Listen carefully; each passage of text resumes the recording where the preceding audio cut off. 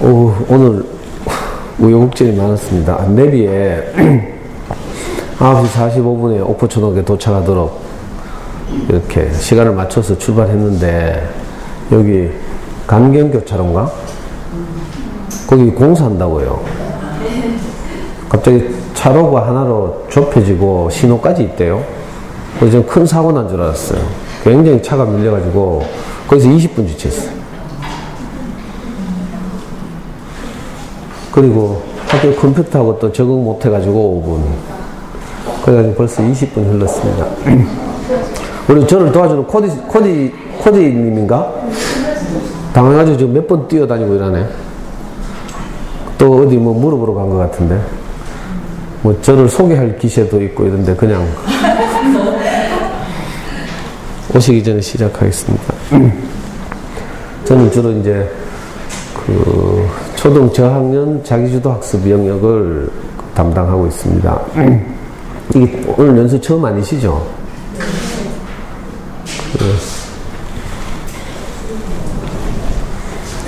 이게 지금 우리가 이걸 포인트를 사용을 잘 못해가지고요. 지금 좀 오시게 오셨거든요. 뭐 됐어요. 그냥 하죠. 넘기는 건 이제 넘기는 버튼은 찾았거든요. 넘기면 백이 안 돼. 원래는 이렇게 아래 위로 이렇게 버튼을 누르면 움직이는데, 아래 위로 눌러서 안 되고요. 안 되죠. 가운데 버튼을 누르면 넘어가긴 해요. 넘어갔죠? 다시 이제 혹시 빨리 넘겨가지고 도로 돌아가는 방법을 지금 이 레이저 포인트를 못 찾겠어요. 그래서 제가 가지고 있는 걸 해도 또 인식이 안 되고 이래가지고 불편하지만 그냥 하겠습니다.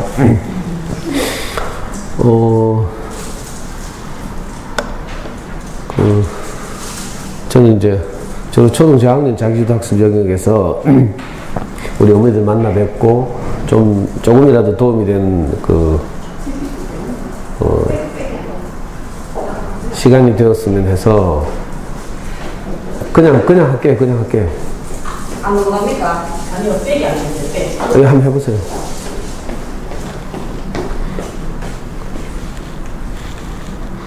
가운데 버튼을 누르니까 넘어가요. 설정을 가운데로 했나봐요. 가운데 하면 넘어가긴 하는데, 하여튼 그렇다 치고요. 근데 이제 저는 교육과 관련된 전공을 했다거나 아니면 또 교직에 오래 있었다거나 뭐 이런 경험은 전혀 없고요.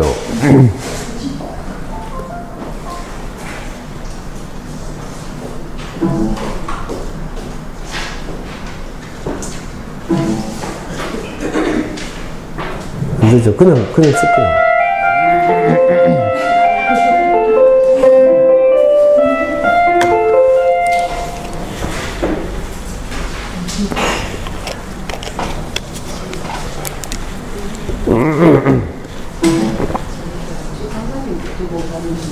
제 건 인식이 안 되더라고, 여기서. 제 레이저 포인트 이거 있어요,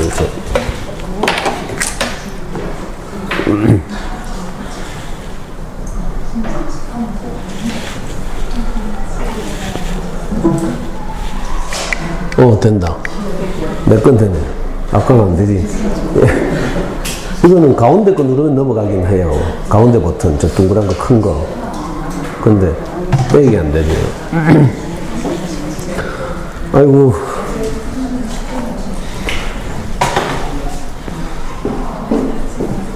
하여튼 시간은 많이 갔고,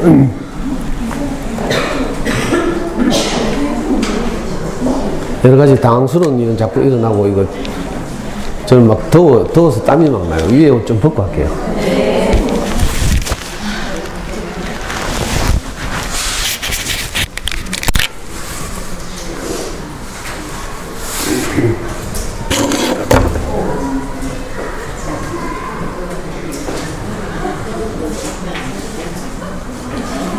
들리긴 불편하지 않게 잘 들려요? 네.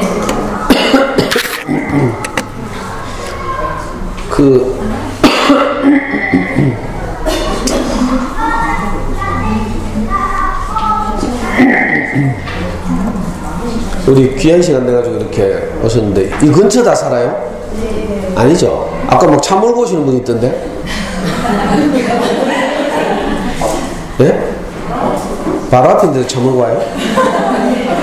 아까 제 길 안내해 준 분 일이 안 들어왔나?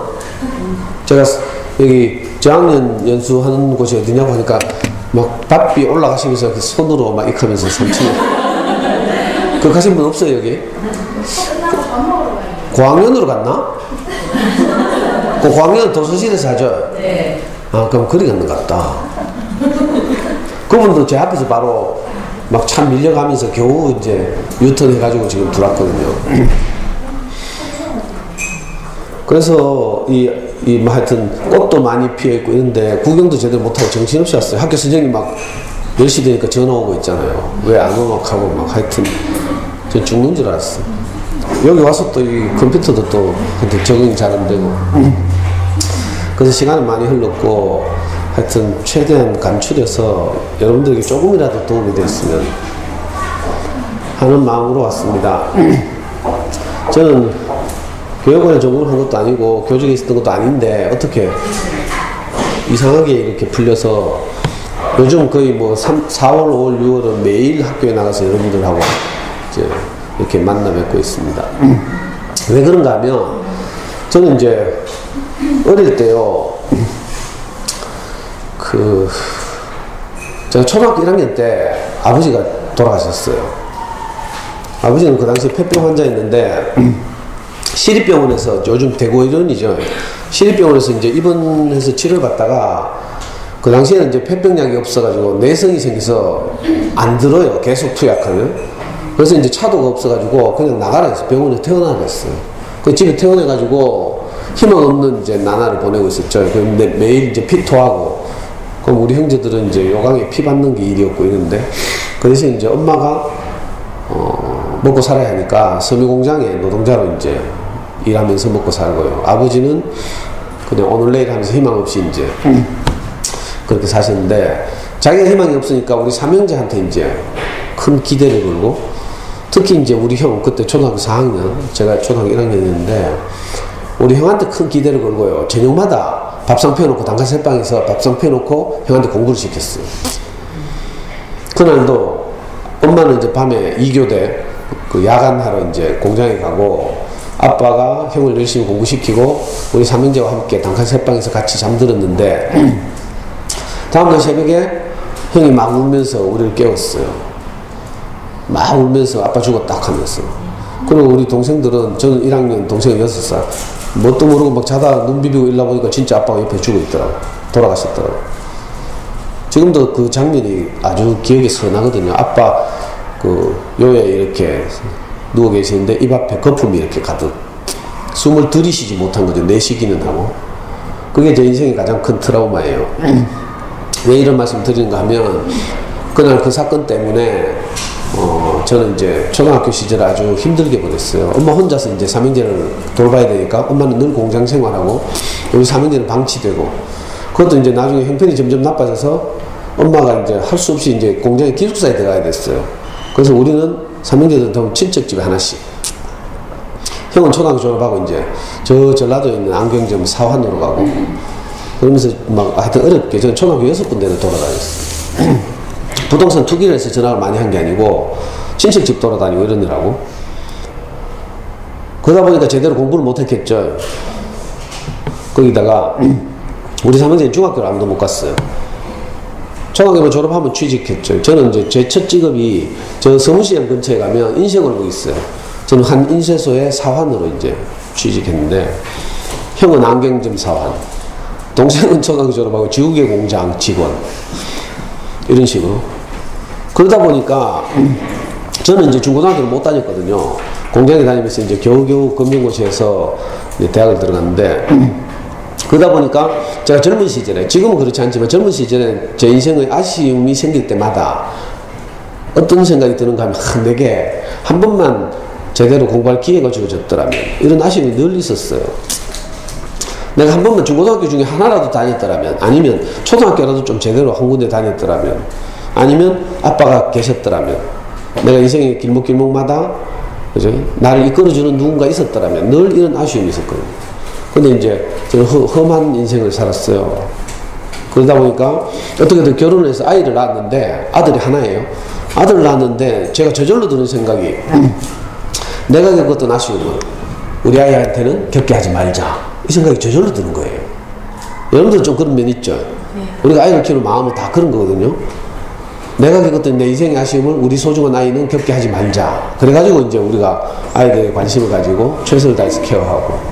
요즘 엄마들 그래서 애들 막 피아노 보내는 엄마들 많더라고. 자기가 옛날에 피아노 치고 싶은데 못 치는 엄마들 있잖아요. 다 피아노 보내요.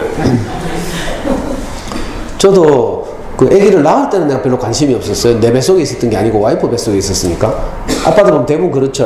어릴 때는 관심이 없는데 이제 낳고 나서 이제 귀엽고 사랑스럽고 이러면서 관계가 생겨요. 그래서 저는 우리 아이가 4살쯤 됐을 때 이제 관계도 생기고 이래가지고 제 어린 시절이 생각났어요. 그래서 이놈은 정말 저처럼 아쉬움 없이 잘 키워야 되겠다 이런 생각을 했죠. 근데 우리 와이프가 아이 키우고 보니까 너무 서글픈 거라. 하여튼 뭐 이상하게 막 그 긴 이야기 다 할 수는 없고. 그래가지고 제가 4살 때 우리 용기를 내가지고 우리 와이프한테 이렇게 제안을 했어요. 여보, 먹이고 입히고 재우고는 당신이 하고 공부는 내가 시킬게 하면서. 제가 4살 때 아이를 뺏었다니까. 그래가지고 제가 아이를 직접 공부시켰어요. 그래가지고 우리 아이는 지금 28 청년이 됐죠. 지금까지 지금도 그래요. 아이가 뭐 중요한 일이 있으면 저한테 전화하죠. 상의하고 카톡을 저한테 해요. 돈이 필요하면 엄마한테 카톡하고 지지와 격려, 위로가 필요하면 저한테 카톡하고. 저는 이제 그런 과정에서 이제 알게 된 것들 중에서 가장 중요한 건 이제 여러분들에게 말씀드리려고 오늘 왔어요. 저는 이제 큰 소리를 치고 이제 아이를 뺏었어요. 4살 때.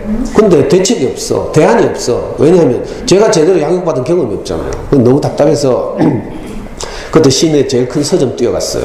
제일서적. 제일서적이라고 아는 거 모르겠네. 알아요? 알면 좀 반응을 좀 해줘. 그래야 다음 이야기를 할 텐데. 그때는 영품 교보 뭐 이런 게 없었어요. 대구에. 제일서적이 제일 컸거든요. 제일서적 육아콘에 뛰어갔어요. 그래가지고 닥치는 대로 육아서적을 읽었죠. 정말 아이를 잘 키우고 싶었거든요. 좋은 아빠가 되고 싶었고. 특히 이제 육아서적들 중에 저는 영재자 제목에 들어간 거 다 읽었어요. 진짜. 그리고 서울대자 들어간 거.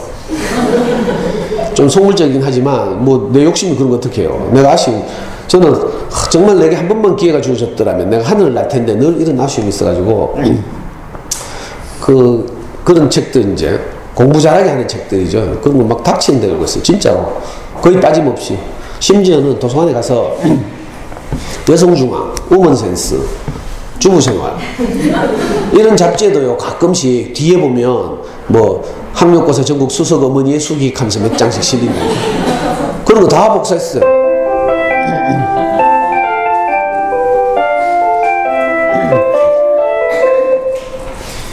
심지어는 신동아, 월간조선 이런 월간지에도 가끔씩 그 민사고를 창립한 파스텔 우유 최명재 회장 인터뷰 이런 게 나요.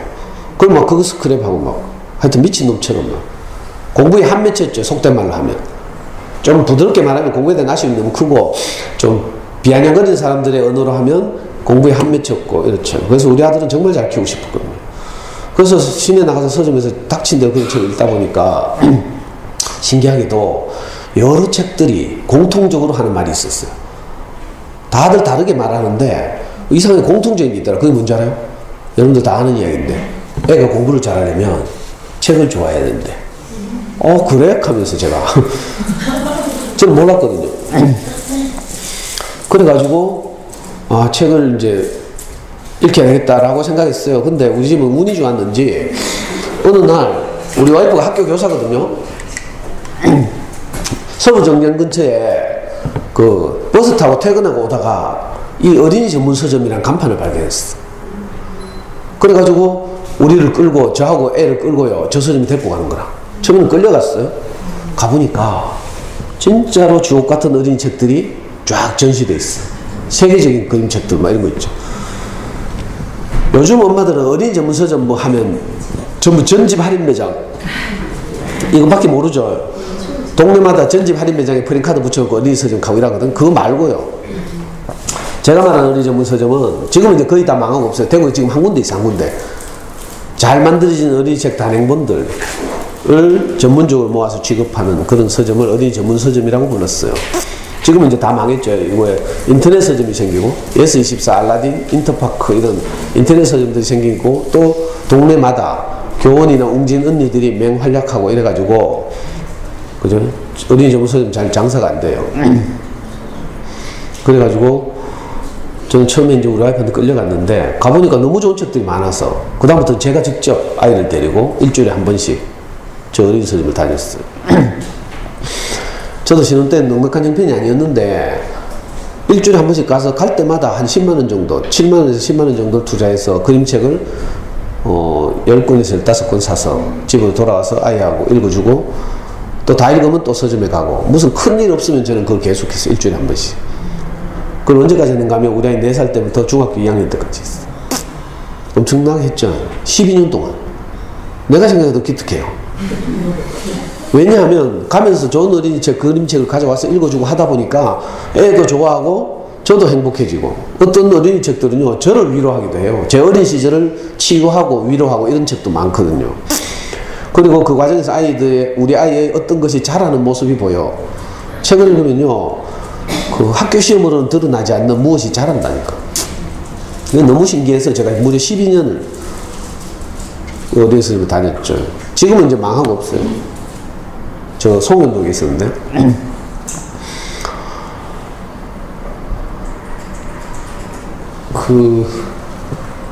어떤 때는요 애가 막 가기 싫어가지고 생 찌랄할 때도 있어. 놀고 싶어가지고.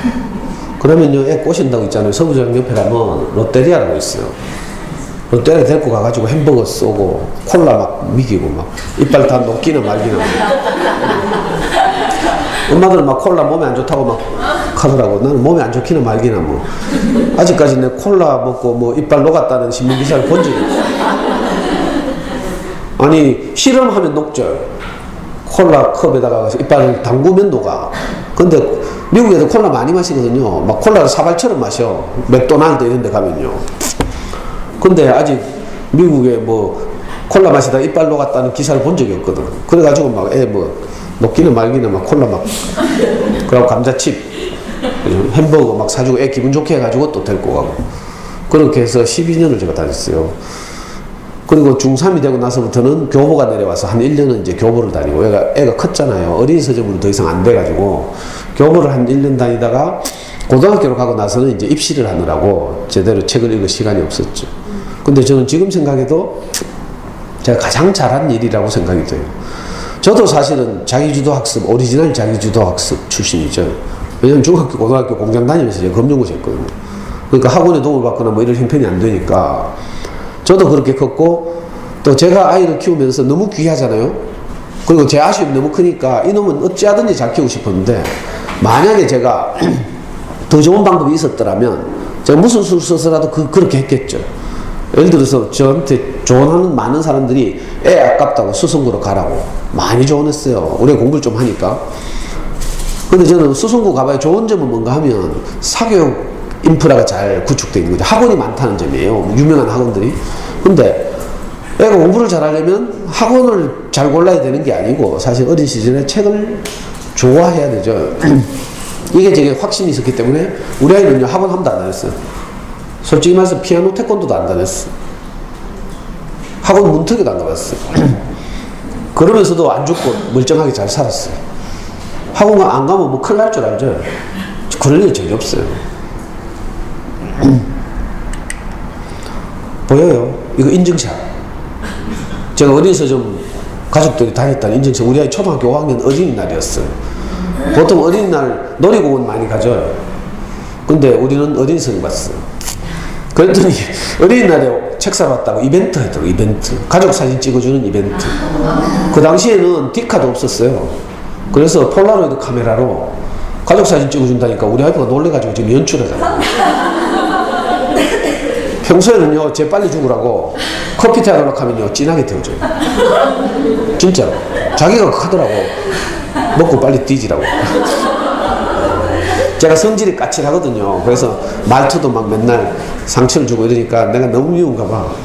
근데 갑자기 가족 사진 찍어준다니까 지금 막 다정한 척하고 막 어깨 숙이고 막. 아이고 전혀 안 그런. 우리 애는 쪽팔린다고 지금 머리 쳐박고. 근데 저렇게 이제 지내다 보니까 진짜로 있잖아요. 몬테소리 여사가 마리아 몬테소리라고 알죠? 몬테소리 음물 다 알죠? 그 이탈리아 유명한 교육학자거든요. 마리아 몬테소리라고. 이분이 이제 옛날에 유명한 말을 했는데 한 아기가 훌륭한 어른으로 성장하려면 그게 세 가지 영역의 균형 잡힌 발달이 필요하다 이렇게 말했어요. 첫 번째는 건강, 신체 발달, 행동 발달 뭐 이런 거죠. 두 번째가 인지 영역, 학습과 관련된 요소들이 잘 자라야 하는 거고, 세 번째가 정서적인 안정, 정서적인 발달 이게 필요해요. 이게 균형감이 있어야지 언밸런스가 나면 어려워지죠. 근데 신기하게도 조은어리 책을 꾸준히 읽으면서 크다 보니까 진짜로 학습에 필요한 요소들이 자라더라니까. 인지 영역, 생각하는 힘. 우리가 애들 공부를 시키는 가장 중요한 목표는 뭔지 알아요? 수학을 해도 그렇고 뭐 책 읽기를 해도 그렇고 가장 중요한 목표는 생각하는 힘을 자라게 하는 거라. 여러분들이 어릴 때 아이들 키울 때요, 내가 지금 하는 것이 우리 아이의 생각하는 힘을 자라게 하는 것인지 아니면 단순 반복하는 것인지 이거 잘 살펴야 돼요. 단순 반복하는 건요, 잠깐 유익할 수는 있지만, 잠깐 뭐 학교 단원평가에서 한 문제 덜 틀릴 수는 있지만 길게 봤을 때 별로 도움이 안 돼요. 길게 봐서는 애들 수학 공부를 해도요, 지금 제가 우리 연구소에서 그 고학년 중학생 10명을 제가 직접 수학 공부 시키고 있어요. 우리 애 시키듯이 똑같이. 왜 그런가 하면 강의를 살아있게 해요. 애 다 컸는데 이제 저는 애 직접 키우지도 않으면서 뭐 이야기하면서 좀 설득력이 떨어지잖아요. 그래서 우리 연구소에서 애들 10명을 제가 직접 수학 공부 시키는데 지금 해봐도 이것들이 5학년, 고학년이나 중학생 되면 문제가 좀 길잖아요. 길면 읽지를 못해요. 아니, 문제가 있는데도 문제는 안 읽고 밑에 있는 숫자 이런 것만 보고 계산하려고 막 덤벼요. 읽기가 습관이 안 돼 있는 거죠. 또 읽는 애들도 무슨 말인지 말귀를 못 알아듣거나 문제를 이해하지 못하거나 이래서 대부분 틀려요. 간단한 연산 말고 제대로 된 문제를 만나면 이게 그죠? 독해 능력, 생각하는 능력 이런 게 필요하거든요. 이게 이제 학습에 필요한 요소인데 이런 걸 통틀어서 인지 영역 이렇게 보면. 근데 책을 꾸준히 읽다 보면요, 이런 게 자란다니까. 책은요 굉장히 불친절하거든요. 독자들이 책을 읽으면서 뭘 파악해야 돼. 저자의 의도, 행간에 숨은 뜻, 줄과 줄 사이에 숨어있는 의미 이런 거 읽어야 돼요. 그리고 작품의 배경, 시대적 배경 뭐 이런 거 있죠. 그 분위기 뭐 이런 것까지 종합적으로 생각하면서 읽어야 돼요. 책 읽기라는 게. 그러다 보면 저절로 힘이 자라, 생각하는 힘이 자라죠. 여러분들도 가끔 책을 읽으시는 모르겠네. 책을 읽다 보면 진도가 잘 안 나가잖아요. 소설 같은 거 읽어봐요. 내 경험과 오버랩 되는 장면이 떠오른다니까, 있다니까? 그러면 이상하게 거기서 멈추죠. 책 읽기가 멈춰지고 옛날 내 생각도 나고 막 이래요. 그럼 회상하고 사고하고 뭐 이런 작업들이 저절로 일어나요. 책을 읽으면. 그 과정이 생각하는 힘이 자라게 하는 과정이에요. 우리 아이들이 어릴 때 그런 책들을 자꾸 읽으면 이상하게 생각하는 힘이 자라요. 왜 만화책 읽지 말라 하는 줄 알아요? 만화책은 너무 친절해서, 그죠? 말풍선, 그 다음에 익살스러운 표정, 동작 이런 걸 통해서 내용을 저절로 알게 해줘. 너무 친절해요. Y 같은 거 한번 읽어봐요. 그럼 저절로 내용 파악이 된다니까. 그래서 애들이 생각할 겨를이 없어. 그냥 낄낄거리고 있으면 돼. 그럼 스토리를 다 알죠. 그래서 만화책을 읽지 말라는 거라. 만화책을 읽으면 생각하는 힘이 자라게 하는 원래 책 읽기 목표가 달성되기 어려우니까. 자, 생각하는 힘, 이걸 한자로 사고력 이렇게 부르죠. 그 다음에 조은어리 책은요, 창의력을 자라게 해요. 저는 어렸을 때 조은어리 책을 사다가 처음에는 신경질 나고 짜증났어요. 왜냐하면 책의 크기가 다 달라. 그래가지고 어떤 책은 책꽂이에 안 꽂혀. 너무 커가지고. 열받는다니까. 가지런히 뭐 꽂아놔야 있어 보이잖아요. 어떤 책은요, 납작하고 길쭉해. 앞으로 툭 튀어나왔어. 문이 잘 안 닫혀. 열받는다니까. 여러분들 전지방 사봐요. 처음부터 끝까지 딱 똑같죠? 가지런하고 표지도 막 파스텔 톤으로 쫙. 안 그래요? 근데 그건 창의력이 안 자란다니까. 똑같은 재질과 활자, 뭐 일러스트, 디자인 똑같죠? 근데 조은어리 책들은 다 달라. 재질 다르고요. 뭐 기법 다르고 있잖아요. 요즘 뜨는 우리 그 유명한 구름빵 지은 베키나라는 아줌마 있죠. 이 아줌마는 미국 가가지고 유학해가지고 뭘 배운 줄 알아요? 닥종의 공예를 배웠어. 그래가지고 이 아줌마는 그림책을 만드는데 그림을 그리는 게 아니라 사람을 종이로 만들죠. 배경도 만들어요. 그러니까 사진을 찍어. 그 백희나의 모든 작품은 배경이 다 사진이에요. 그림이 아니라. 굉장히 창의적이죠. 그러니까 그림책들이 다 다르다니까. 기법 달라요. 어떤 건 동양화, 어떤 건 수채화, 어떤 건 유화, 서양화 뭐 이런 식이죠. 그러니까 좋은 어린이책을 요즘은요. 저는 어린이서점을 12년 다녔다 했잖아요. 여러분들은요. 돈도 안 들어. 요즘 학교 도서관이나 공공도서관이 너무 잘 돼 있어. 우리 사회가 발전하다 보니까. 옛날에 제가 애 학교 다닐 때는요. 학교 도서관에 아무 책도 없어. 쓰레기통. 가끔씩 가정통신문 와요. 집에서 책 한 권씩만 학교로 보내주세요. 하면서 학교 도서관을 채우게 욕합니다. 그럼 저는요. 내가 제일 버리고 싶은 책 애 가방에 넣어주자. 아까우니까. 뭐 저만 그렇게 해서 여러분도 그렇겠지. 그래가지고 그런 책을 학교 도서관에 모아놨어요. 그러니까 쓰레기통이지. 공공도서관 더 했고요. 어린이 열람실이 없어. 저는 남부도서관을 다녔는데 앞산 밑에 남부도서관에 있거든요. 어린이 열람실이 없다니까. 요즘은 다르죠. 우리 아파트 바로 앞에 달서 어린이 도서관이 있어요. 그리고 우리 연구소 지금 앞에도 최근에 달서 가족문화센터가 생겼어요. 그리고 그죠? 도서관 억수로 잘 돼 있어. 며칠 전에 개관했다니까. 이쪽은 뭐 어떤 거 모르겠네. 여기 이 근처에 가장 가까운 공공도서관이 어디 있어요? 군청 안에? 공공도서관이 가깝진 않구나. 군청은 어디 있어요? 네? 면사무소에 도서관 있어요. 마을 도서관? 작은 도서관. 예. 그래요? 학교 도서관 어때요? 웬만한 학교는요, 요즘 학교 도서관도 굉장히 잘 돼 있어요. 옛날에는 뭐 전집밖에 없었는데 요즘은요, 예산도 배정되고 사서선생님 있는 학교도 많고요. 또 좋은 어린이책에는 인식도 많이 달라졌어요. 그래서 큰 돈 안 들이고 애들 교육 잘할 수 있어요. 이런 것도 저절로 잘하거든요. 우리 아이들이 나중에 커서 대학을 가거나 우리 사회에 갈 때 사회가 또는 대학이 뭘 평가하는 줄 알아요? 결국은 듣기를 제외하고는 다 텍스트에 대한 이해 능력.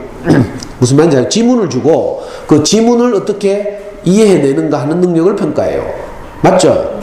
그러니까 듣기를 제외하고는 다 그렇다니까. 그러니까 텍스트에 대한 이해 능력, 이걸 독해력이라고 부르죠. 지문을 주고 지문을 읽어내는 능력이니까. 그러니까 어렸을 때 책을 잘 읽은 애들이 당연히 잘하죠. 그러니까 이건 명확 가능하다니까. 잘 들어봐요. 그러니까 어릴 때 어린이 책을 읽는 것, 좋은 어린이 책을 읽는 것보다 더 좋은 사교육이 없어. 근데 엄마들은 머리는 다 알대? 책이 중요하다는 거? 근데 직접 뭐 이렇게 어떻게 하는 거 보면 딴짓하고 있어. 내가 볼 때 호작지. 저는 뭐 여러분들 평생 처음 뵙고 다시는 볼 일 없으니까 내가 노골적으로 말아가요. 노골적으로. 뭐 상처받아도 할 수 없어요. 자극 좀 받으라고. 아니 엉뚱한 호작지를 자꾸 한다니까? 가장 좋은 게 책 읽기인데. 책을 읽으면 이거 저절로 자라. 눈에 안 보이죠? 이 계량이 안 돼. 무슨 말인지 알았어요? 이거 뭐라고 해야 돼? 콩나물 키우기 하고 비슷하다고 할 수 있어. 콩나물 키울 때 보면 시골에 우리 할머니들이 콩나물 키우잖아요? 콩나물 키울 때 보면 콩나물 시루에 밑에 구멍이 뻥뻥 뚫려 있어. 그리고 물이 잘 빠지라고 받침대로 받쳐놨어. 그리고 위에서 물을 붓고 있죠. 우리가 보기에 어때요? 구멍이 저리 뚫려서 물이 다 빠져나갈 것 같잖아. 안 그래요? 근데 신기하게도 콩나물은 자라고 있어. 애들 책 읽으면요, 이거 공부하고 별 상관이 없는 것 같죠? 그래서 많은 엄마들이 책 그만 읽고 공부해 한다니까. 이런 이상한 말이 어딨어요? 콩나물 자라듯이 책을 자꾸 읽으면요, 저런 게 자라. 이게 진짜 뭐예요? 숨은 실력을 키워주는 거야. 숨은 실력이 자라야 나중에 중학생, 고등학생에서 무슨 동기가 생기잖아요. 그럴 때 책상에 딱 앉으면 뭘 할 수 있다니까? 집중력 이런 게 커가지고. 근데 이런 습관이 안 돼 있는 놈들은 책상에 앉아도 냉장고가 궁금해서 자꾸 나온다니까? 냉장고 문 열러 나오고 물 마시러 나오고요. 화장실 간다고 나오고. 지금 저와 같이 수학 공부하는 중학교 2학년 중에 얘가 중학교 1학년 때까지 체중단이 애가 있어. 사이클 선수인데. 근데 애가 자꾸 안 자라가지고 사이클에 그 장래가 촉망 안 된다고 감독이 니 그만하라 했어. 그래 얘가 체중에서 일반 중학교 전화 왔어요. 지금 영남중학교 다니는데 얘를 제가 이제 막 저 엄마가 얘 6살 때인가 7살 때부터 제 강의를 들었거든요. 오랜 그러니까 지인이 됐죠. 이제 친구 이웃처럼. 그래가지고 제가 저한테 이제 애를 보냈어. 저하고 지금 1년 가까이 수학 공부를 하는데 얘는요 세 문제 풀고 나가. 세 문제 풀고는 내한테 그 주고요. 채점 좀 해달라고. 그리고 지는 나가. 어디 가니 물 마시러 가고 화장실 가고 핸드폰 잘했는지 궁금해서 보고 늘 이렇게 하고 있어요. 왜? 이게 마음은 원이로되 몸이 안 따라가는 거라. 집중력 이런 게 없어. 엄마들은 집중력 키운다고 또 뭐 방과후 바둑꽃이 있는데 보내고 이러더라. 집중력, 그래가 공부에 대한 집중력은요 그래가 길러지는 게 아니라 책을 읽어야 돼. 아니 집중력을 그래가 길러질 것 같으면 게임 시키면 돼. 애들 게임 시키면요 놀라운 집중력을 발휘한다니까. 밤에 잠도 안 자고 할 수 있어요. 근데 그 집중력하고 그 집중력하고 같아요? 다르라. 그러니까 학습에 필요한 집중력은요 책을 읽어서 텍스트에 대해서 몰입해 들어가는 이런 힘을 길러야 돼. 여기 집중력이라고 없죠. 근데 책을 읽으면 그런 요소들이 자란다는 거. 신기한 일이에요. 서울에 가면 교보문고 앞에 이 말이 붙어 있어요. 사람은 책을 만들지만 반대로 책이 사람에게 영향을 미친다. 그러니까 좋은 책들은 우리 아이들에게 영향을 미쳐서 우리가 걱정하지 않아도 뭐가 자라요. 제가 하도 요즘 마침마다 학교 가서 이렇게 뭐 열변을 토하느라고 목이 다 쉬었어. 그 마이크 상태 안 좋으면 막 진짜 불편하고 이렇게. 지금 목이 쉬어서 막. 그러니까 콩나물 자라듯이 책이 우리 아이를 자라게 한다. 그러니까 여러분들이 뭐 쓸데없이 독후 활동 하려고 하지 마. 독후 활동 하려고 하다가 굉장히 멀쩡한 애 잡는다니까. 뭐 물어보고 주인공이 어쨌는데 하고 막. 애들 막 재밌게 읽었어. 아무 생각도 안 나. 여러분들 태양의 후예 보고 나니까 뭐 아무 생각 나요? 아무 생각 안 나고 송중기 얼굴만 떠오르잖아. 그거 비슷해. 좋은 원시 읽고 나면요 아 재밌었다 아니면 아 슬펐다 뭐 마음이 짠했다 이것만 남으면 돼. 근데 엄마들 뛰가가지고 뭐 주인공이 우회되는데 교훈이 뭐야 하고 뭐 동생하고 사이좋게 지내라 하더나 싸우라 하더나 하고 확인 막 확인. 이게 소위 말하는 독후 활동이라는 건데 안 그래도요 우리가 아이를 키우다 보면 우리 전부 정신병 하나씩 있잖아요. 여러분들 충동 조절 장애 다 있죠? 없어요? 있죠? 저는 아이를 키우다 보니까 내가 이거 중증 충동 조절 장애 환자구나. 이 불치병. 엄마들 뭐 그런 엄마들 많더라고. 저녁에 잡고 있잖아요. 미안해가지고 막 가서 막 2시간 지나면 정신 돌아오잖아요. 애한테 가가지고 또 막 뺨 비비면서 울고 막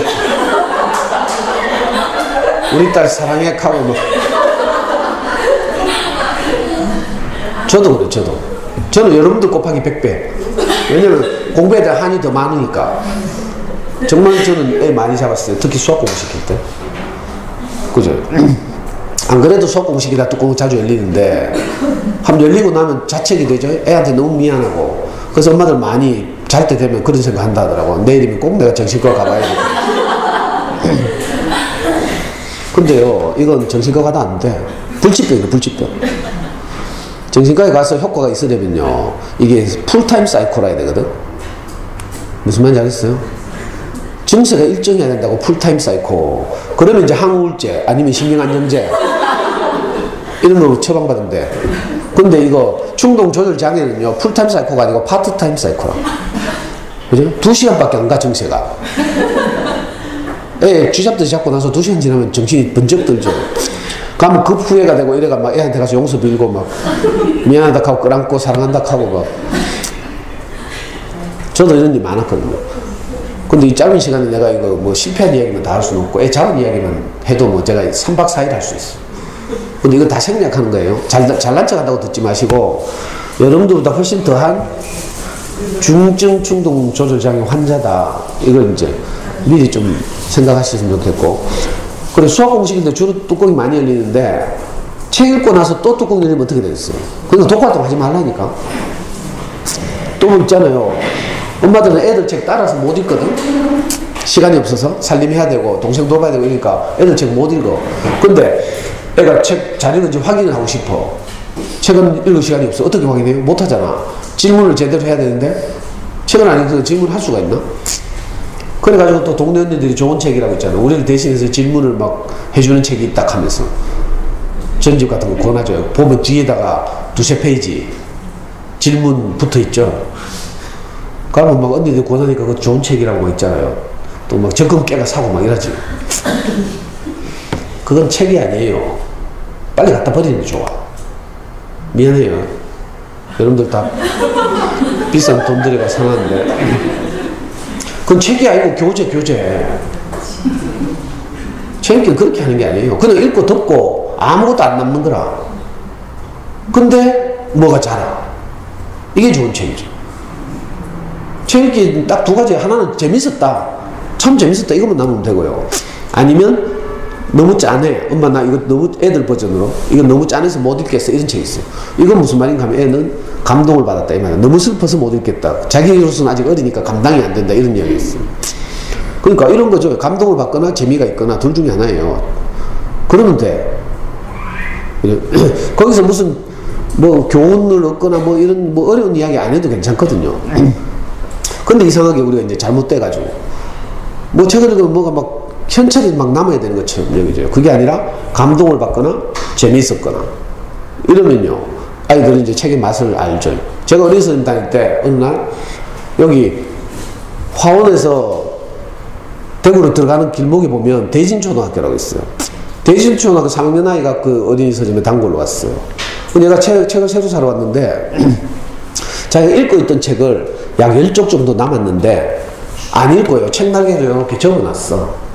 그리고 또 책을 사러 왔어. 자기 엄마하고.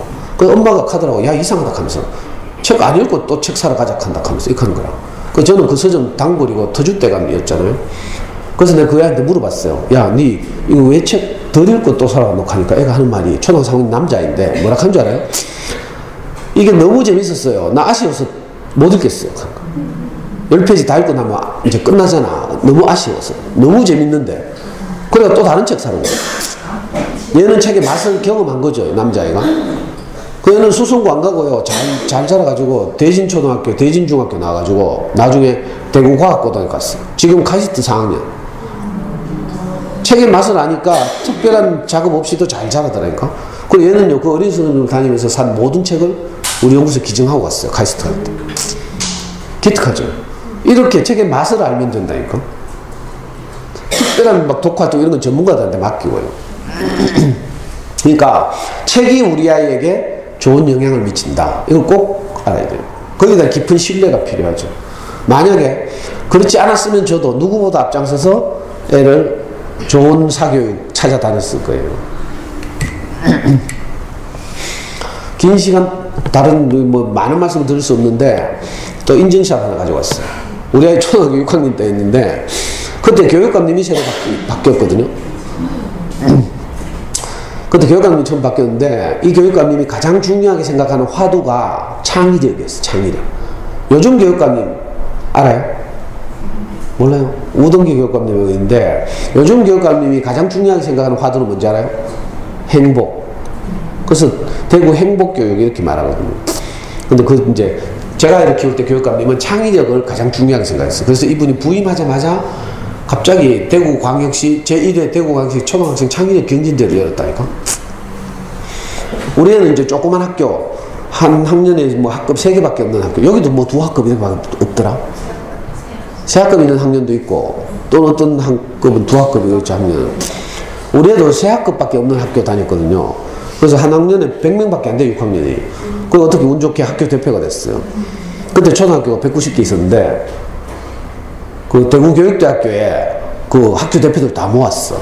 그래가지고 대구교대 교수님들이 창의력 측정을 하는 문제를 8문제를 냈어요. 국어 2문제, 수학 2문제, 사회 2문제, 과학 2문제. 이래가지고 창의력 경진대회를 했다니까. 근데 우리가 옮겼길래 학교 대표를 뽑아서 갔다 오더니 인마 이게 정신이 아니라 발표를 자꾸 기다리더라고. 지금 감이 좋은가 봐. 발표를 기다리더라니까. 그래서 제가 말렸어요. 상처받을까 봐. 발표 기다릴 때 입상 못하면 속상하잖아. 그래서 내가 말렸어요. 야야 하면서 우리는 그죠? 지금 초등학교 시절에 막 좋은 성적을 내고 상 받고 뭐 이러기 위해서 응? 지금 니하고 어린이집을 다니고 하는 게 아니고 우리는 길게 보고 멀리 보고 나중에 수능 때 전국 수석하려고 우리가 아빠하고 이렇게 어린 스님을 다니고 있다 하면서. 그러니까 지금 상안 받아도 되니까 너무 기대하지 말아 이렇게 했어. 왜냐하면 당시에 대구에서 제일 똑똑한 애들이요 어디 있는가 하면 경북대학교 영재교육원이 있어요. 경북대학교 수학과학 영재교육원이 있는데 거기는 초등학교 6학년, 고학년, 5, 6학년들이 교수들하고 사사과정을 밟아 주말마다. 그 진짜 천재들이라니까. 대구에서 가장 뛰어난 애들. 요즘은 이제 뭐 그 후로 우리 아이 이후로 이제 국회에서 영재교육법이 통과돼가지고 교육청별로 달성군 교육청은 전체 달성군 전체에서 20명을 뽑아. 대구에 가면 동부교육청, 서부교육청, 남부교육청이 있거든요. 요 세 개 교육청에서 60명씩 뽑고 달성군에서는 20명을 뽑아 4학년부터 한 학년에. 그래가지고 좀 일주일에 한 번씩 영재교육 시키잖아요. 근데 그 당시에는 이 교육청 영재교육은 없었고 경북대학교 부서 수학과학 영재교육원이 가장 우수했는데 그 유명한 애들이 다 학교 대표로 다 나왔다니까 이 대회에. 근데 진짜 발표가 났어요. 우리 몇 등인 줄 알아요? 몇 등인 것 같아요? 1등? 1등 했으면 내가 여기 안 있지 이제.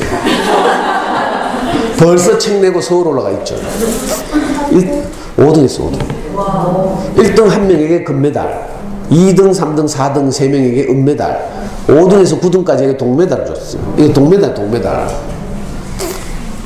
제가 깜짝 놀랐어요. 우리는 아무 사교육도 안 받았죠. 하고 난다고. 저하고 그냥 어디서 그냥 책 읽고, 물론 영어 수학은 이제 제가 따로 시켰죠. 영어는 엄마표 영어. 잠수네 애들의 소문난 영어 공부법이라고 들어봤어요? 제가 그 잠수네 원조 멤버거든? 모르죠? 자녀교육 포탈 잠수네라고 있어요. 아무나 못 들어가고 연회비 10만원을 내야 들어가. 우리의 초3 때 잠수네라는 사이트가 생겼어요. 저는 초3 때부터 가입해서 지금도 그 사이트 회원이에요. 옛날엔 한때 제가 아이를 키울 때는 잠수네 전설을 캤는데 내 입으로 이런 말 하려고 참 아무것도 모르는 엄마들한테 참 저는 잠수네 전설이었다니까. 모르죠. 그러니까 영어학원 한 번도 안 다니고 해외 뭐 어학연수는 한 번도 안 하고요. 우리 애는 지금 작년에 대학을 졸업하고 SKY를 졸업하고 그죠? 해외 취업 나가 있어요. 해외 외국 회사에서 지금 외국 생활을 하는데 그 회사에서 영어의 신이라고 불려. 혹시 내년에 또 불러주시면 제가 사교육비를 엄청나게 절약하는 엄마표 영어 공부법. 어제 제가 저기 세천초등학교라고 저 서재에서 엄마표 영어 공부법 강의를 했잖아. 세천초등학교 작년에도 불렀고 작년에는 책 읽기 했고 원래는 똑같은 거 할 수 없으니까 내가 엄마표 영어 공부 강의를 했어요. 그거 티브로드에서 촬영했잖아. 여기 유선방송 뭐 가입해요? 여기 뭐 회사 뭐 이거 없어요? 테레비 볼락하면 왜 공중파 말고 뭐라고요? KT? 나 올레. 그 전국적으로 하는 거는 이제 올레하고 저는 BTV, SK BTV 알죠? 이거 가입자인데 저기 남구 달서구에는요 지방 케이블 있잖아. 왜 티브로드라고 있어요. 푸른 방송. 그런 식으로 남구 달서구는 티브로드예요. 티브로드 가입하시면 티브로드하고 대구시 교육청하고 협약을 맺어가지고 엄마들이 좋아하는 강사들 강의를 촬영한다니까. 어제 제가 촬영했잖아요. 2시간 영어 공부법 촬영했다니까. 그런데 이제 편집해가지고 50분짜리 만들어서 텔레비전 틀면 그거 나와. 남구 달서구에. 혹시 여러분들 영어 공부법 궁금하시면 내년에 또 불러요. 오늘은 영어 공부 이야기할 시간이 없어가지고 엉뚱한 대로 샜는데 하여튼 그때 창립경제대회 문제가 어떻게 나온 줄 알아요? 국어 문제 이런 게 나왔어.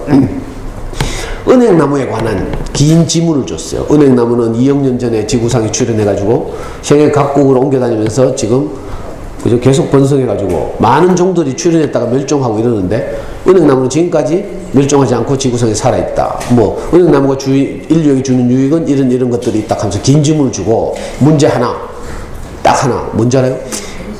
네가 생각하기에 은행나무가 지금까지 지구상에서 멸종하지 않고 있는 이유를 생각나는 대로 써라. 합리적으로 사고해서 추론하는 거죠. 또 다른 문제는 뭔지 알아요? 유명한 그 성경에 나오는 솔로몬의 재판 이야기가 있어요. 어떤 아줌마 둘이서 애기 하나를 데리고 와가지고 서로 지 애기라고 우기는 거라. 많이 들어봤죠? 그래서 이스라엘에서 가장 지혜롭다는 왕 솔로몬이 아무래도 치는 말을 못 차려주겠어. 그래서 어떻게 했어요? 답답해가지고 반토막 내라 했어. 그래서 나눠 가지를 하니까 친엄마가 깜짝 놀라가지고 아이고 제가 양보할게요 이렇게.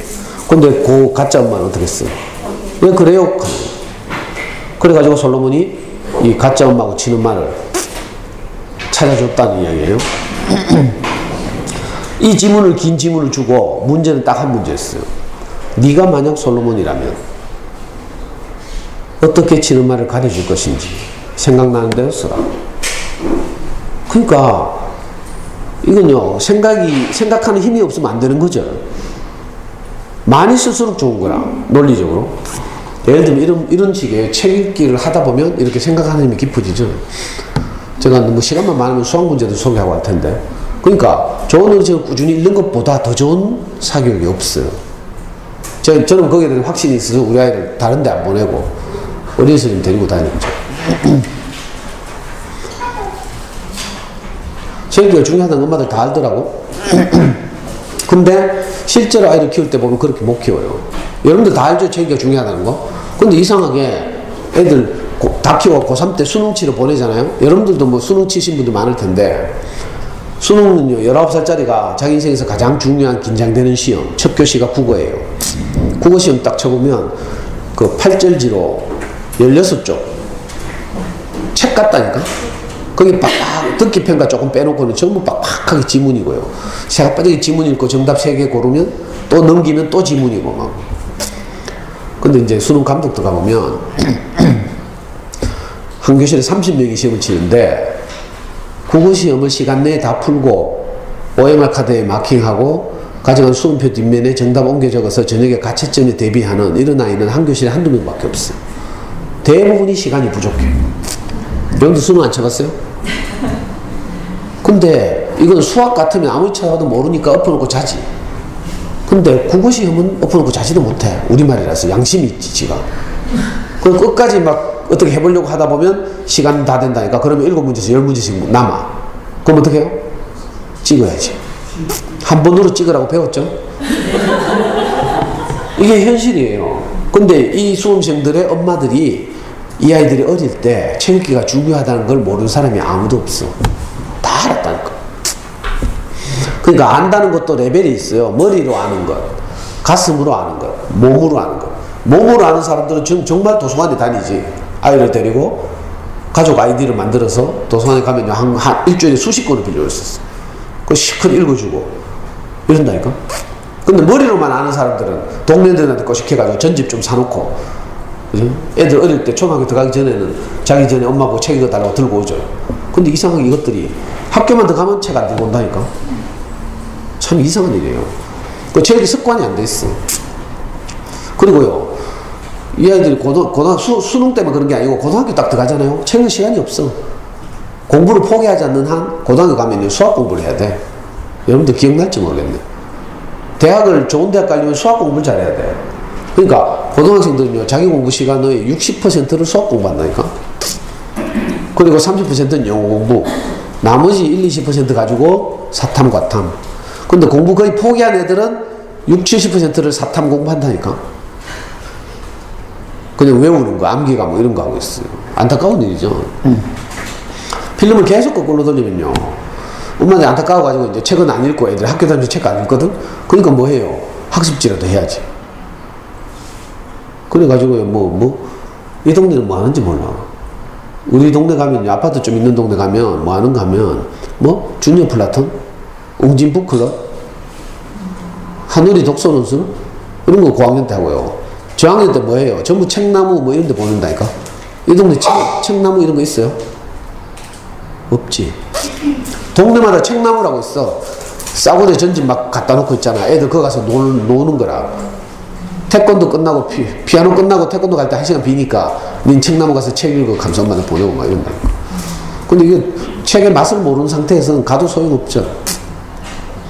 학습지를 하는 건요 진짜 참 내가 다시 안 볼 생각하고 말하는데, 학습지를 하는 것은 미안해요. 미리 상처받을 준비하고. 학습지를 하는 것은 짱구지지, 짱구지. 왜 그런 줄 알아요?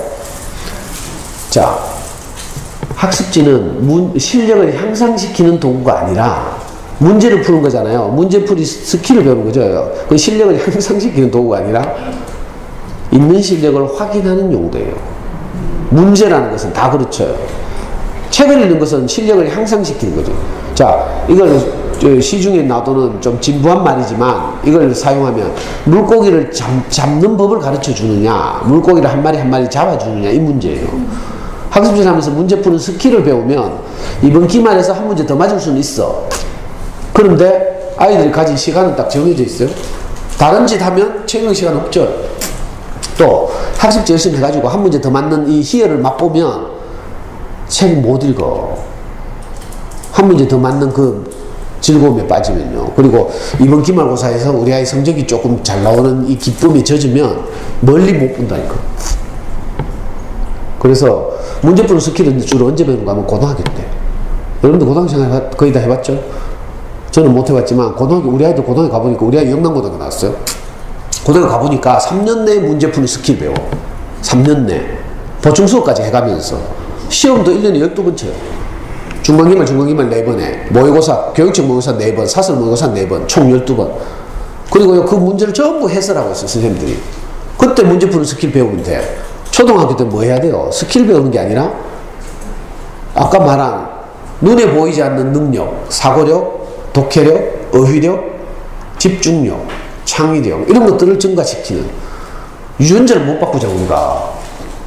다시 뱃속에 집어넣었다 유전자 바꿔서 꺼낼 수도 없고, 그죠?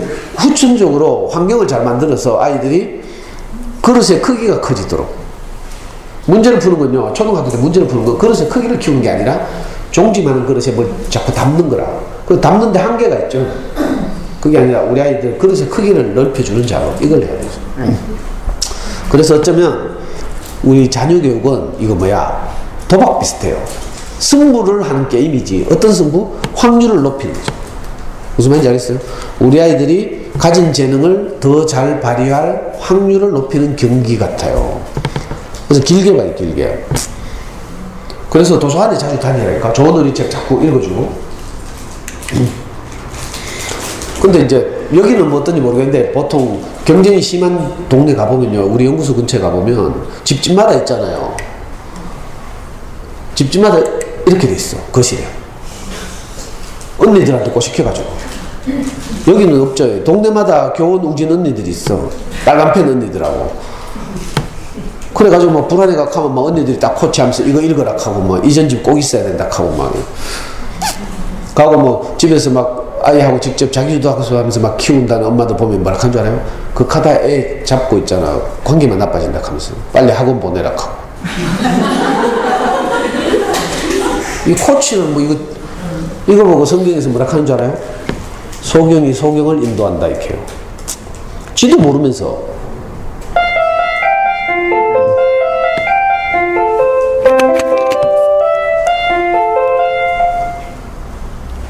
아니 언니들 뭐 일부러 그러겠어요. 자기도 몰라서 그렇지.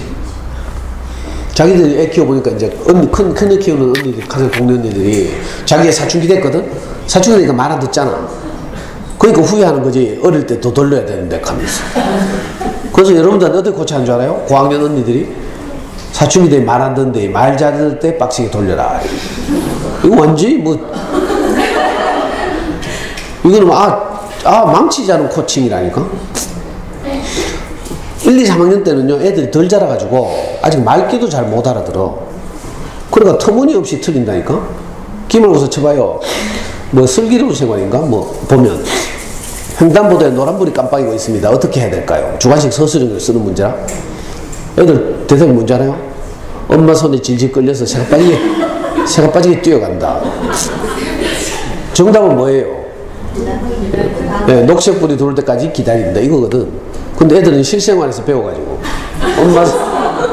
엄마 손에 질질 끌려서 새가 빠지게 뛰어가고 있습니다. 그러니까 아직 이거 어려. 이 어린 애들이 학습에서도 좀 부족할 수 있어요. 그러면 어떻게 돼요? 자랄 때까지 기다려야지. 신체적 영역도 그래요. 어떤 애는 초등학교 때 쑥 크는 애가 있고 어떤 애는 중학교 때 크는 애가 있어. 그렇죠? 마찬가지로 인지 능력도 그래요. 구구단도 1, 2호생은 엄청 잘해. 근데 우리 애가 10월생이라고 한번 생각해봐. 이 어릴 때 10달 차이는 하늘과 땅 차이라. 우리 애는요 2월생이었어. 우리 애 때는 3월부터 그 다음에 2월생까지가 한 텀이거든. 2월생이라서 한 해 빠른 애들하고 학교를 갔어요. 그 전에 3월생들하고. 우리 집에 가끔씩 여학생들 놀러 오는데 보니까 누님이라 누님. 아니 큰 누님 그것도. 애들 어젓하 해가지고요. 근데 우리 애는 요만한 애가 제일 작은 게 아이고 내 서글퍼 죽겠어. 해마다 운동회를 하면요 우리 애는 늘 꼴찌. 한 애는 4등 했다 하더라고. 근데 너무 기뻐가지고 확인해 봤잖아. 그랬더니 4명이 뛰었다네.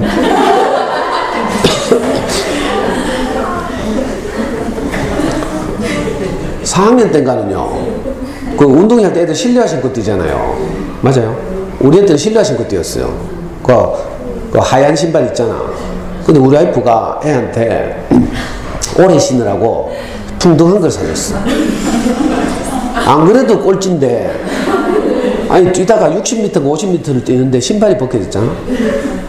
애가요 뭐 부끄러워가지고 있잖아. 그 신발 흘린 거 도로 신지도 못하고 손에 들고 맨발로 쩔뚝쩔뚝거리면서 한 60m 뛰는데 20m 차이 나게 막 쩔뚝거리면서 들어오는 거라. 내가 너무 막 흡해 비벼가지고 그때 진짜 이혼할 뻔했어요. 애는 제가 애 기죽을까봐 그래서 저는 항상 아빠 달리기를 했어. 운동회 때 6년 동안 아빠 달리겠다니까. 저는 뭐 운동을 잘하는 그런 아빠는 아닌데 제가 늘 축구를 해요 주말마다. 일반 회사 생활하는 사람들하고 다르죠. 지금도 내가 축구하거든요. 그러니까 달리기만 하면 내가 1등이라. 아빠 달리기. 저보다 잘 달릴 것 같은 사람 아빠 보이면 내가 다른 조에 가고 이래가지고. 평소에 운동 안 하고 책상에 앉아있던 이런 아빠들 있잖아요. 저 따라잡으려고 하다 넘어지고 이런다니까. 다리는 안 따라오고 마음은 따라가고 싶고 막 이래가지고 실제로 그런 일이 있어요. 저는 늘 1등 했거든요. 그럼 비누 타가지고 애 반에 일부러 찾아가잖아 스탠드에. 그러니까 기살리려고. 그랬는데 우리 애가 중학교 2학년이 됐어. 중학교 가면 학교 체육대회를 하더라. 운동회를 안 가고 체육대회를 하는데 우리 애가 반 계주 대표가 됐어. 초등학교 때 맨날 꼴찌 하던 놈이 상상이 안 되던 거라. 내가 너무 놀랐어요. 그래서 애한테 물어봤어요. 야, 네 우야다 계주 대표가 됐는데 너 반에 전부 소아마비밖에 없나? 내가 물어봤더니 애가 하는 말이 몰라 나도 경도를 열심히 해서 그런가 하더라고. 경도가 뭔지 알아요? 경찰과 도둑 놀이. 뭐 대화가 안 되네. 아니 애들 왜 대유행이거든 경찰과 도둑놀이. 그때 우리 때 대유행이었어요. 그러니까 맨날 한 놈 도둑이가 뛰댕이 도망가고 막 경찰은 잡으러 가고 막. 근데 우리 애만 경찰과 도둑놀이를 했겠어요? 다 같이 했지. 그러니까 이게 말이 안 되는 거라. 그게 아니고 내가 보니까 2월생에서 좀 늦잖아요. 그 전에 애들하고 비교해서. 근데 이게 갭이 점점 줄어들죠. 자라면서. 그 중학교 2학년이 되니까 그 갭을 극복한 거라. 무슨 말인지 알겠어요? 어릴 때 차이는 무섭다니까. 엄마들 애기들 키울 때 보니까 옆집 애보다 뒤집기를 조금만 늦게 해도 우리 애 혹시 장애 아닌가 싶어가 막 걱정하고 막 이러죠. 검색하고 막 그랬죠? 그거하고 비슷해요. 이 어린 시절에 몇 달 차이 크다니까. 그래서 어떤 애는 구구단을 빨리 할 수 있지만 어떤 애는 못해. 근데 이걸 더 돌리라 하면 말이 돼요? 안 자라서 아직 덜 자라서 못하는 건데 이걸 더 빡시게 돌려서 아예 수학이 질리게 만들어. 그래서 위험해요. 학습지 하면 구몬 이런 거 하면 큰일 나. 시계 막 내주고 있잖아요. 한 바닥 푸는데 몇 초 걸리는지 재라고 하지. 구몬에서 내주는 시계 못 봤어요? 구몬은 안 갑지. 그건 전형적으로 100m 달리기 할 때 초로 시간 재는 거하고 비슷해. 랩타임 재줘요. 그거하고 비슷하니까. 그게 아니고 우리 아이들이 자라는 과정은 단거리 경주가 아니라 마라톤 같은 거죠. 이번에 동계올림픽 했죠? 동계올림픽 숏트랙 보니까 어때요? 미친듯이 뛰고 막 서로 막 상대편 땡기고 건드리고 얘가 쓰러지고 막 이러죠. 왜? 숏트랙 트랙 자체도 짧고 얼마 몇 바퀴 안 돌면 끝나. 그러니까 막 긴장해야 되죠. 옆에 뭐 쓰러지기나 말기나 막 중심을 이렇게 건드리고 이래가 우리 그래 잘하는 최민정인가? 걔도 500m에서 쓰러지고 이랬잖아. 근데 스피드 스케이팅 5000m, 1000m 출발하는 거 봤어요? 걔들은요 뻘쭘하게 서가지고 출발하는 거예요. 특히 이번에 그 맨스 스타트 그거 할 때 보니까 이 사이코 같은 놈이 초반에 다른 선수들보다 반바퀴 앞서서 열심히 달리는 놈이 하나 있었어. 여러분들 봤어요? 그게 어떻게 할게요? 시간이 흐를수록 점점 다 추월 당했어. 그 이승훈이 1등했죠. 이승훈이 맞죠? 그리고 정재훈은 다른 애들 못 치고 나오게 앞에서 겐세이 놓고 이 개인 종목에서 이렇게 하면 안 되는데 사실 원래 그렇다니까. 마라톤 가도요. 우리나라 국가대표들 마라톤 출전하잖아요.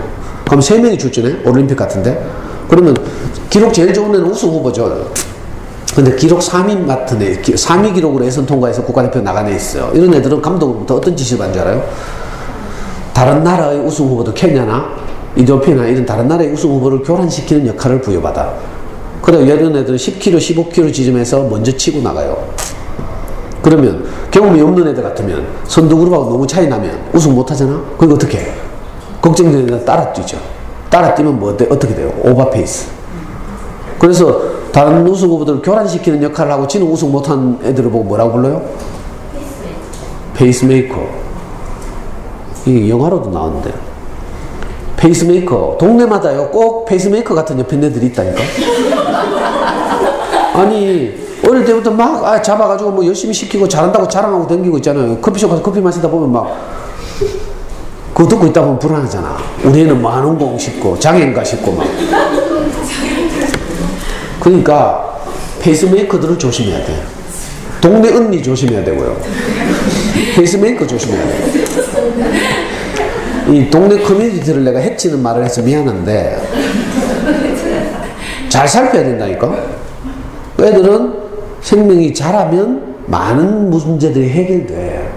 근데 엄마들이 이걸 모르니까 불안해가지고 계속 닥달하고 이래가지고 아예 가능성을 사장시키죠. 조금 있으면 포텐이 터질지도 모르는데 우리 애처럼 중학교 2학년 되면 개주대표가 될지도 모르는데 초등학교 때 막 다리 째고 막 스타트 연습시키고 막 이러면 되겠어요? 그럼 애 미치려고 하지. 우리는 그래서요. 제가 운동 좀 하라고 운동장에 엄청 데리고 갔거든. 제가 늘 축구를 하니까 축구장도 늘 데리고 가고요. 근데 우리는 아무리 데리고 가도 10분 지나면 없어. 철봉문대 가서 모래장난하거나 집에 돌아가서 레고 만지거나 뭐 책 읽거나 이렇게 하고 있더라니까. 제가 억지로 시켰으면 막 애가 원수 됐겠죠. 근데 자라서 해결될 일이 많이 있다고요. 저학년 때는 아이들이 어려서 그렇구나. 어떻게 해야 돼요? 기다려야 돼요. 생명이 자라도록 기다리면 많은 부분에서 해결될 문제가 많아요. 안 씻는다고 막 찌랄할 필요 하나도 없어. 중학교 2학년만 되면요 목욕탕 들어가 1시간 동안 안 나와. 우리 애 보니까 정말 뭐 초등학교 때 양치하락하면요 일부러 전동 칫솔 가지고 있잖아요. 화장실 들어가가지고 스위치 누르고 소리만 낸다니까. 너는 느낌 이상이고 이래봐도 냄새 안 맡아보자. 그거 하면 다시 들어가. 그러던 놈이 중학교 2학년 되니까 있잖아요. 목욕탕 들어가가지고 1시간 동안 안 나와.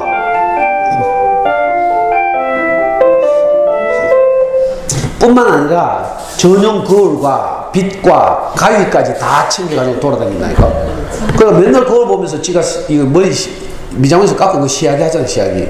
여기가 똑같이 탈바가지처럼 해가 막 애들 유행하는 모델이 만든 거. 그러니까 크면요 지가 알아서 한다니까. 맞죠? 그러니까 아무 걱정 안 해도 돼. 아이가 잘하는 것에 대한 신뢰를 하고 우리가 어린 시절에 가장 중요하게 할 일은 책을 좋아하게 만드는 거. 이것만 하면 돼. 근데 언니들이 잘못 코치하면 이거 산다니까. 적금 깨고 이래가지고 집집마다 이렇게 전집 사줘놓고요 안 읽고 이러거든. 왜 그런가 하면 전집은 대부분 지식 중심의 책이라서 그래요. 많은 엄마들이 이 사진 보고 언제 우리 집 거실 찍어갔어요? 이렇게 하더라. 그리고 제가 이제 옛날에는 겁도 없이 제가 40대 때 강의를 할 때는 엄마들한테 빨리 저거 갖다 팔라고 했어요. 왜냐면 쳐다보다 열받거든. 책 쳐다보다가 전집 저 비싼 돈 들여가 샀는데 저거 쳐다보다가 애 쳐다보다가 책 쳐다보다가 애 쳐다보다가 어느 날 컨디션 안 좋은 날 아침에 시어머니 전화 받은 날 이런 날 있잖아요. 애꿎은 애 잡는다니까. 그래서 빨리 지금 눈에 안 보이는 게 좋은데 근데 아무도 안 팔대. 내가 요즘 알았어요. 엄마들 왜 책을 안 파는가 했더니 저거 팔면 인테리어가 무너지거든. 무슨 말인지 알겠어요? 인테리어로 생각하는 거라고 말이야. 그래서 옆집에서 누가 놀러 오면 이제 거실에 휑하면 좀 이상하잖아. 우리 집에 이래 책도 많다. 좀 지적으로 보이기도 하고 막. 시간만 많으면 막 계속 벌써 11시 20분. 이거 몇 시까지 해야 돼요? 여기는 오래 하락하네. 어떤 학교는 뭐 11시 30분까지 하락하고 뭐 11시 40분까지 하락하고. 으이씨, 왜 안 넘어가 또?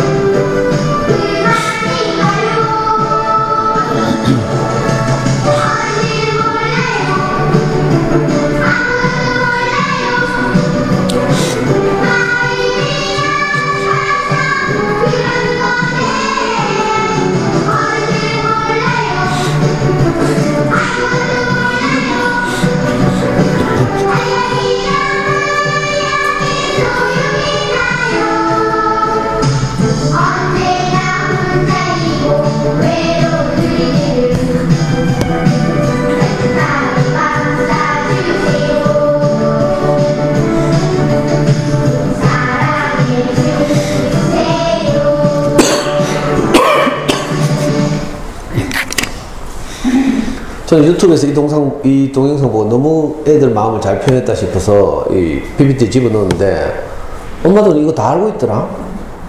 저는 봤죠 이거. 처음 봐요? 네. 다행이네. 아니 다른 영상 이거 다 알던데. 너무 애들 마음을 잘 표현했죠.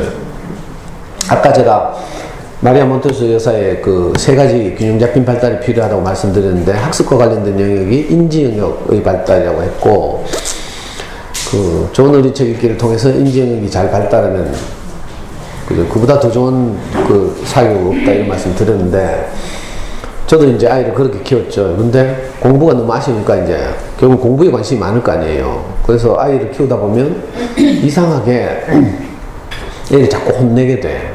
아까 말씀드렸죠. 중증 충동 조절 장애가 있다고. 전 특히 수학 공부 시키다가 저는 성질이 급하거든요. 오답 나오면 바로 옆에서 발로 차고 머리 쥐어박고 있잖아요. 정신 차리라고. 정신 차리라고 내가 고함을 지르면서 이 새끼야 이것도 집중 안 하나 하면서 머리 콱 쥐어박았어요. 그랬더니 집중하라고 머리를 쥐어박았는데 애가 정신을 차리는 게 아니라 정신줄을 놔. 무서워가지고 애가 눈동자가 뱅뱅뱅 돌아가고 있어. 그런 경험했어요. 너무 애한테 미안하고 막 애처롭고 막. 근데 이 뚜껑이 한번 열렸잖아. 그러면 내친 김에 그냥 고 해야지. 못 먹어도 고. 그래가지고 막 성질 더 나면 어떡해요. 별거 아닌 일에 성질된 내한테 또 성질이 나거든. 그러면 막 풀리던 문제집들도 말아가지고 머리통 때리고 막 이러다가 또 열받죠. 그러면 나중에는 저는 풀리는 문제집 째보고 있잖아요. 많이 해봤는가 합니다. 쓰레기통에 쳐박으면서 제가 이 새끼야 니는 공부할 자격도 없어.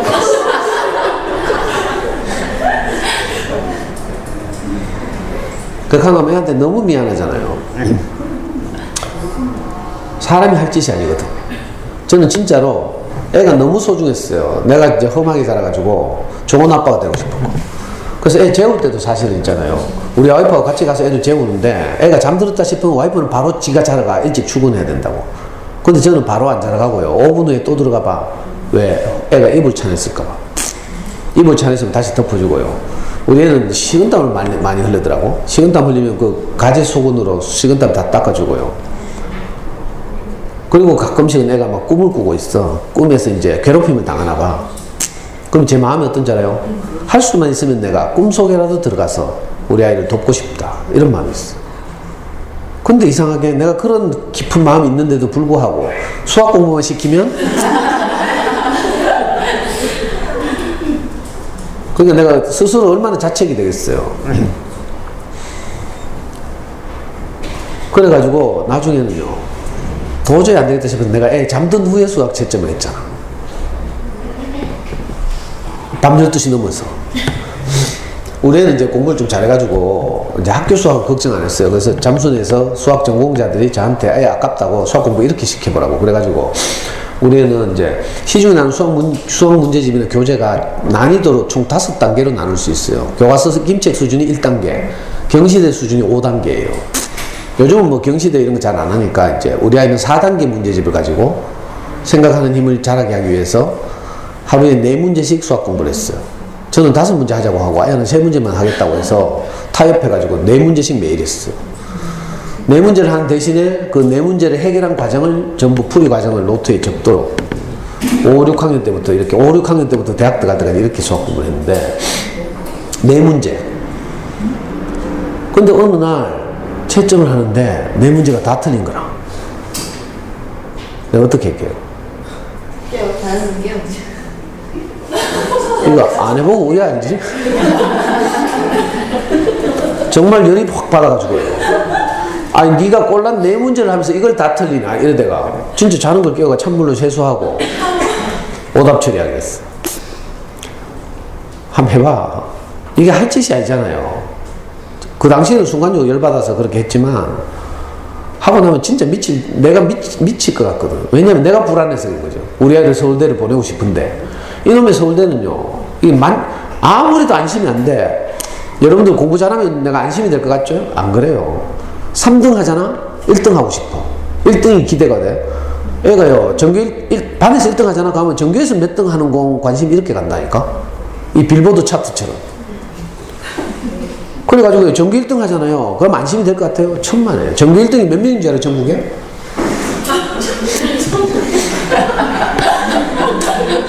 전국에 고등학교가 1700개 있어요. 전교 1등은 문과, 이과 합해서 3400명. 서울대학교 정원은 2900명. 근데 서울대학교 아무거나 가나? 농업생명과학대학 이런 데 가고 싶겠어요? 공부 잘하는 놈이? 법대가 있으면 법대를 갈 텐데 법대가 없어요. 서울대 경영대학을 가야 되거든? 서울대 경영대학 정원이 140명이에요. 근데 전교 1등이가 1700명 안에 한 명이다. 이게 안심이 돼요? 안 돼. 우리는 모의고사에서 전국 5등 한 적도 있어요. 근데도 안심이 안 돼. 이상하죠? 그러니까 내가 불안해서 애를 잡는 거라. 애가 큰 잘못이 애 공부 잘했어요. 우리 애는 엄친하거든, 사실은. 근데도 내가 불안해가지고. 여러분들은 미리 말해요. 공부해서 성적이 오른다고 내가 행복하거나 내가 만족하거나 이런 게 절대 없어. 그걸로 내가 행복하고 만족을 찾고 애가 관계 좋아지려고 생각하면 큰 오산이에요. 하면 할수록 불안해져. 더 불안하니까. 실제로 우리는 수능에서 전국에서 200등에서 250등 사이 성적을 얻었어요. 수능에서. 근데 서울대 경영학과는 140명인데 수시로 70명인가 뽑고 정시로 52명을 뽑아. 우리는 정시 타입이거든요. 그래서 정시로 가야 되는데 서울대 정시에서 그 당시에는 수능과 내신과 논술을 봤어요. 근데 수능에서 전국 250등 안에 들었단 말이에요. 200등이 250등. 내가 안심이 되겠어요? 안심이 되겠어? 안 되겠어? 그 성적 안 받아봐서 모르겠지. 공부를 시키다 보니까 이러는 거라. 애하고 관계가 점점 어려워지죠. 그래서 동료 언니들이 하잖아. 애하고 관계 나빠지니 차라리 학원 보내라고. 근데 그러면 학원 보낸다고 애하고 관계 좋아지나? 그건 아니죠. 그거하고 다른 문제거든. 저는요, 마침 코치하는 동네 언니들이 없어서 애 학원 보내고 이러지 않고요. 제가 잘못했다고 진심으로 빌고 다시 또 애 손을 잡고 한 걸음씩 걸어가고 이랬어요. 그러는 과정에서 큰 공헌을 한 것이 좋은 어린이책이 있겠죠. 이상하게 저는 마음이 불안하고 급하고 이래가지고 애 잡고 이랬지만 신기하게도 제가 좋은 어린이책 많이 읽어줬다 했죠. 좋은 어린이책 읽을 때 되면 내 마음이 달라져. 그래서 마리아 몬테소리 여사가 정서 영역이 안정돼야 된다고 했어요. 공부만 잘해도 되는 게 아니라 전교 1등 하는 A형 학생들 보면요, 얼마나 불안한지 몰라. 다음 시험에 또 1등 해야 되거든. 그래서 얼굴에 막 피부 트러블 일라고요. 막 여드름 많고 막. 근데 좋은 어린이책을 꾸준히 읽다 보면 아이를 위로하고 치유하고 이런다니까요. 저는 아이하고 함께 책을 읽다가 많이 울었거든요. 내가 너무 감동돼서 울기도 하고 아이하고 같이 울기도 하고. 어떤 책은 읽다가 내가 너무 그 초등학교 3학년 어느 학급에서 일어난 왕따 이야기 있어요. 내 짝꿍 청대라는 책이 있는데 그 책을 읽어주면 저는 꼭 어릴 때 그 영대가 엄마 돌아가시고 서울로 전학 가가지고 친구들한테 왕따 당하고 돌봐주는 사람 없어서 꾀지지하게 이렇게 생활하는 이야기인데 그 책 읽다 보면 완전 제 어린 시절이 생각나서 내가 막 운다니까. 그럼 우리 애는요 아빠 왜 우노 하면서 그래 슬프나 하면서 그렇게 하다가 아빠 우니까 지도 막 울고 막 하루는요 우리 와이프가 설거지 하다가 소파에 앉아서 애하고 내가 울고 있으니까 둘이 또 싸웠나 싶어가지고 뛰어와서 확인하는 거라. 그랬더니 그게 아니고 책을 읽다가 둘이 울고 있거든. 아니 자기 남편하고 애가 책 읽다가 감동을 받아서 운다는 사실에 감동받아서 우리 와이프도 거기서 같이 막 울고 이런 일들이 많았어요. 공부 시킬 때는 애가 아빠 너무 무서워가지고 일기장에다가 아빠 죽었으면 좋겠다고 썼어요. 저는 못 봤는데 우리 와이프가 그걸 보고 또 내한테 캐준다? 진짜 그런 거 쥐가 알고 지나가면 될 낀데 꼭 내 후배 팔라고 있잖아. 정말 속상했거든요. 근데 다행스럽게도 아이와 함께 좋은 어린이책을 읽으면서 소통하기 시작한 거죠. 그리고 저도 아이 키우는 과정에서 점점 철이 들고 성숙해가고 어른이 되어가고요. 내가 자기 자신에 대한 신뢰를 할 수 없게 되고 왜냐면 내가 중증 충동 조절 환자니까 나는 난데 하는 이 내 자신에 대한 고상함이 사라져요. 겸손해져 사람이. 애 키우다 보면 신기한 일이 벌어져요. 저는 아이와 함께 저는 어른이 됐어요. 사실 예를 들면 이런 책 하나 제가 엄마들한테 소개할 텐데 엄마가 화났다 이런 책이 있어요. 우리나라 작가 최숙희가 쓴 책인데 이 엄마는 사사건건 찌랄한다. 엄마가 어느 날 컨디션이 좋아가지고 애 짜장면 좋아한다고 짜장면을 시켜줬어요. 근데 이 꼬마가 짜장면 먹다 보니까 쏟고 흘리고 뭐 묻히고 막 이러져요. 지가 시켜줄 때는 언제고 시켜줘놓고는 찌랄하잖아. 이 엄마 허리춤에 손 올라간 각도 보여요 이거? 지금 열받았죠? 그래가지고 애한테 고함을 지른다? 빨리 가서 씻으라고? 그래가지고 애가 가서 목욕탕에서 씻으러 들어갔는데 애가 또 뭐 비누거품 이런 거 뭐 양을 잘 조절할 수 있어요? 막 많이 짰겠죠. 내친 김에 엄마가 목욕탕 청소하던 생각이 났겠지. 그래서 목욕탕에서 막 청소하고 재밌게 놀고 있는데 엄마는 하도 안 나오니까 목욕탕 문을 벌컥 연 거라. 그리고 개판돼 있거든. 그래가지고 또 막 찌라하잖아. 머리 쥐 뜯고 있죠 지금. 그래가지고 막 얌전하게 좀 놀 수 없나 하면서 막 잔소리를 했겠지. 그러니까 애가 이번에 중대 결심을 했어. 내가 조신하게 놀아야지. 이번엔 조신하게 그림을 그리잖아요. 근데 애가 막 상상력이 너무 뛰어나가지고 막 방바닥 벼락방 막 다 막 엄마가 드디어 이제 뚜껑이 열린 거지. 그래가지고 막 해펴보는 거 보여요. 폭탄 투하하는 거. 이런 책을 애가 딱 만나면요 어떤 생각이 드는 줄 알아요? 야 이거 완전히 우리 집하고 똑같네 하면서 이게 동일시라 전문 용어로. 그래? 주인공과 내가 하나가 되는 경우 몰입하는 가장 중요한 일이 동일시거든. 그러니까 좋은 어린이책은 아이들이 자기 이야기를 다룬 책. 이게 좋은 어린이책이에요. 지식을 다룬 책. 전집은 왜 내가 반대하는가 하면 지식을 주로 다루고 있거든. 그건 책의 맛을 몰라. 근데 주인공과 내가 하나가 되는 책. 여러분들 옛날에 2년 전에 태양 이후에 봤어요? 그때 난리가 났잖아. 시청률 뭐 40% 돌파하고 막. 그때요 내가 모르는 어떤 이상한 사람한테서 긴 장문의 카톡이 왔어. 수요일 목요일 아빠들의 행동 요령 하는 제목의 카톡. 태양 이후가 수목 드라마였거든. 본방이 10시부터 11시래. 그러면요 엄마들은 9시부터 애면해져 있대. 본방 사수하려고 막 기다리고 있잖아. 애 빨리 재우고 막. 그래서 아빠들은 엄마들을 자극하지 않기 위해서 9시 전에 반드시 저녁을 해결하고 들어가서 거실에 절대 나오지 말고 안방에 짱 박혀 있으라는 거야. 그 문자 메시지의 핵심이 그거였어. 근데 마지막 문장이 더 압권이었어. 자, 본방이 11시에 끝났다고 답답한 안방에서 거실로 바로 튀어나오면 그거는 능지처참감이다. 왜냐하면 엄마들한테 아직 송중기의 잔영이 남아있고 너는 그 여자들 마음을 몰랐는데 그 문자 갖고 왜 그런지 알아요? 엄마들이 송혜교하고 지가 동일시대잖아. 그래서 막 송중기하고 뽀뽀하려고 하면 막 지가 뽀뽀하는 것처럼 막 찌릿찌릿하고 막 이렇죠. 그래서 연속극을 좋아하는 거란 엄마들이. 드라마의 주인공은 내가 동일시대니까. 그래서 드라마의 주인공이 울고 웃을 때 나도 울고 웃고 하는 거죠. 갈등이 생길 때 막 안타까워하고 또 소통하고 화해할 때 기뻐하고 이러죠. 이 그림책도 그래요. 이걸 보고 이런 과정을 보고 카타르시스라고 불러. 처음에는 동일시가 되면 몰입하게 되죠. 몰입하면 주인공과 내가 함께 그 사이클을 타는 거라. 그래서 혼날 때 속상해하고 엄마 사랑을 받을 때 그 속이 풀리고 사랑받는 안심이 되고 이러죠. 이런 과정을 보고 카타르시스, 자기 정화, 우리말로 속이 깨끗해진다는 뜻이에요. 그리고 마지막에 책을 다 듣고 나면 이 엄마가 하도 애를 쥐잡듯이 하니까 애 자존감이 계속 땅바닥으로 떨어질 거 아니에요. 자존감이 낮아지는 것을 이 작가는 애 크기가 작아진다고 비유했어요. 엄마가 사사건건 찌랄하니까 애가 점점 작아지죠. 나중에는 애가 안 보여. 너무 작아졌어. 우리도 왜 진짜 열받을 때는 애가 눈앞에 없죠. 애 뒤지기나 말기나 막 내 성질대로 하잖아.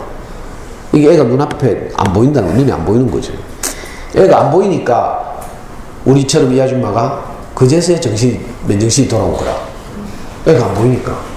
그래가지고 갑자기 놀래가지고 막 애 큰일 났나 싶어가 온 동네방네 찾으러 다닌다니까. 지금 제가 책을 다 찍을 수 없어서 저작권 때문에 다 생략하는데 이 엄마가요, 아까 중국집도 가고 짜장면 배달하는 그 통에 담겨갔는가 싶어가지고 온 데방네 막 애 찾으러 다녀요. 아무리 찾아도 애기가 없어. 그래가지고 나중에 보니까 애는요 너무 작아져서 엄마는 막 애 없다고 막 울고 통곡을 하고 있는데 나중에 보니까 애가 엄마 치마 밑에서 잠들어 있었어. 너무 울다가 지쳐가지고. 근데 애가 잠결에 들으니까 엄마가 막 자기 찾으면서 울고 있는 거라. 그제서야 애가 어떤 생각이 들었어요. 우리 엄마 진짜 엄마 맞는갑다 하면서 개문 줄 알았더니 그러니까 위로를 받는 거죠. 아, 엄마가 사실은 나를 사랑하는갑다. 아까 혼낼 때는 무섭고 막 이랬는데 엄마 진심은 나를 사랑하는갑다. 이렇게 위로를 받는 거죠. 그리고 극적으로 엄마가 아기를 찾았잖아. 그리고 이제서 이제 우리처럼 2시간 지나서 맹정신 돌아가지고 여기 봐요. 사나 사랑해 미안해 하고 막 하잖아. 저도 이거 많이 했거든요. 우리 아들한테 아빠가 불안해서 그랬어. 아까는 아빠가 미쳤는 것 같다 하면서 네가 잘못한 게 아니고 아빠가 불안해서 그랬어. 한 번만 용서해 줘 하고. 아빠 교회 다니면서 열심히 목사 말씀 듣고 있으니까 조금씩 인간돼 갈 거야 하면서. 저 이거 진짜 많이 했어요. 그럼 애들은요 내일 또 찌랄할 줄 알지만 용서해 준다니까. 어제 그렇게 쥐잡듯이 잡았는데도 오늘 학교 갔다 오면서 엄마 하면서 웃고 들어오잖아. 우리 애들한테 너무 고맙죠 사실. 애들이 사실은 우리보다 훨씬 더 나아. 우리는요 막 미워가지고 어쩔 줄 모르는데 애들은 막 그죠? 엄마라는 이유만으로도 그냥 막 엄마 하면서 막 고맙죠 진짜. 저는요 아이하고 많은 과정을 거쳤어요. 근데 제 성질대로 하면 맨날 애 잡고 이랬지만 좋은 어린이책을 읽으면서 아이하고 소통 많이 했죠. 제가 할 수 없는 것을 좋은 어린이책이 하게 해줘요. 그래서 우리 아이도 상대적으로 정서적으로 많이 안정돼 갔고요. 시간이 없어서 다 말씀드릴 수는 없고 실제 수능에서 아까 말씀드린 것처럼 좋은 성적을 받았어요. 뭐 성적표 봐도 모르죠. 넘어갑니다. 어이구 시간 다 됐네. 도서관에 다니면서요 좋은 어린이책을 빌려줘야 돼. 근데 좋은 어린이책 어떻게 빌려주지 엄마들이 잘 몰라서 동네원들이 시킨 전집사고 이러거든요. 그러니까 도서관에 다니면서 어떻게 책을 빌릴까 간단한 이제 팁. 첫 번째는 출판사를 따라가는 거예요. 좋은 어린이책을 만드는 출판사는요 이미 명예를 얻었어. 돈도 벌었지만. 그래서 좋은 어린이책을 계속 잘 내게 돼 있어요. 그래서 저학년들 아이들한테 도움이 되는 그림책이나 저학년 문고를 잘 내는 출판사들의 책은 그냥 무조건 신뢰하고 빌려오면 돼요. 물론 그 중에서 100% 우리 아이한테 다 맞을 수는 없지만 성공할 확률이 애들이 좋아할 확률이 훨씬 높아. 좋은 어린이책을 내는 출판사 1위는 비룡소예요. 비룡소의 책들은 정말 주옥 같은 책들 많죠. 단행본도 있죠. 저학년 문고도 있고 난 책 읽기가 좋아 시리즈도 있고. 자, 제가 지금 사용하는 PPT는 시간이 없어서 빨리 넘기는데, 우리 연구소 카페에 오시면요, 이거 그대로 올려놨어요. 책 목록 그대로 올려놨어요. 다음 카페 대구 부모교육연구소. 그리고 제가 다른 학교에서 한 뭐 영어 공부법 강의, 수학 공부법 강의 있잖아요. 이거 다 동영상 mp3 다 올려놨어요. 자, 비룡소. 그 다음 비룡소 쌍벽을 출판사는 시공준이요. 시공준에서도 정말 재밌는 책 많이 나오죠. 자, 창작과 비평사, 줄여서 창비라고 부르죠. 창비. 창비는 우리나라 좋은 어린이책 시장을 거의 지켜온 출판사예요. 고학년 단행 본문으로 많이 내다가 요즘은 저학년 그림책에도 관심을 가져서 최근에 낸 책 중에 대박친 게 이게 수박수영장. 여름에 수학수영장 애들 정말 좋아하죠. 수박을 파가지고 여름에 수영장으로 수박에다 만든다는 창의적인 이야기인데, 엄마 사용법 이거 얼마나 애들 좋아하는 줄 알아요? 엄마 사용법은 뭔가 하면 엄마를 반품하고 새엄마를 주문하는 거라.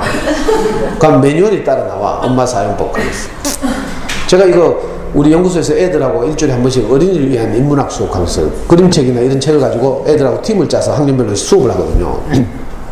3, 4학년들하고 엄마 사용법을 가지고 수업을 했어. 엄마를 주문하는 주문서를 작성하자 하면서. 그러면 3학년 애들은 좋다고 막 주문서 작성하거든. 새로 주문하는 엄마는 하루에 게임을 1시간 이상 시켜주고 일주일에 용돈 5,000원 이상 주고 욕을 하지 않고 뭐 이런 엄마 쫙 주문해서. 근데 이상하게 4학년만 되니까 애들이 이 수업을 하는데, 같은 수업을 하잖아요. 4학년들은 고민을 한다. 과연 엄마가 욕은 잘하지만 그래도 반품할 정도로 심한지 진지하게 고민하고, 그래가지고 도저히 반품 못하겠어요. 그래서 3학년들은요 저 주문서 작성해놓고 저한테 계속 기다리고 있어요. 엄마 언제 도착해요? 그래서 재밌다니까. 엄마야, 이건 고학년용 그림책인데 춘희는 아기란다. 사계절이라는 출판사예요. 여기서 나오는 이 책들은 요즘 이거 우리나라 한반도의 정세와 맞물려서 아주 중요한 그림책들을 많이 내고 있어요. 고학년들이라서 내가 저학년을 생략합니다. 예를 들면 작년에 막 한반도 핵전쟁 위기 있을 막 이런 게 막 굉장히 그랬죠. 우리 불안했죠. 그때 제가 아이들하고 고학년들하고 수업할 때 이 책 가지고 있어요. 춘희는 아기란다.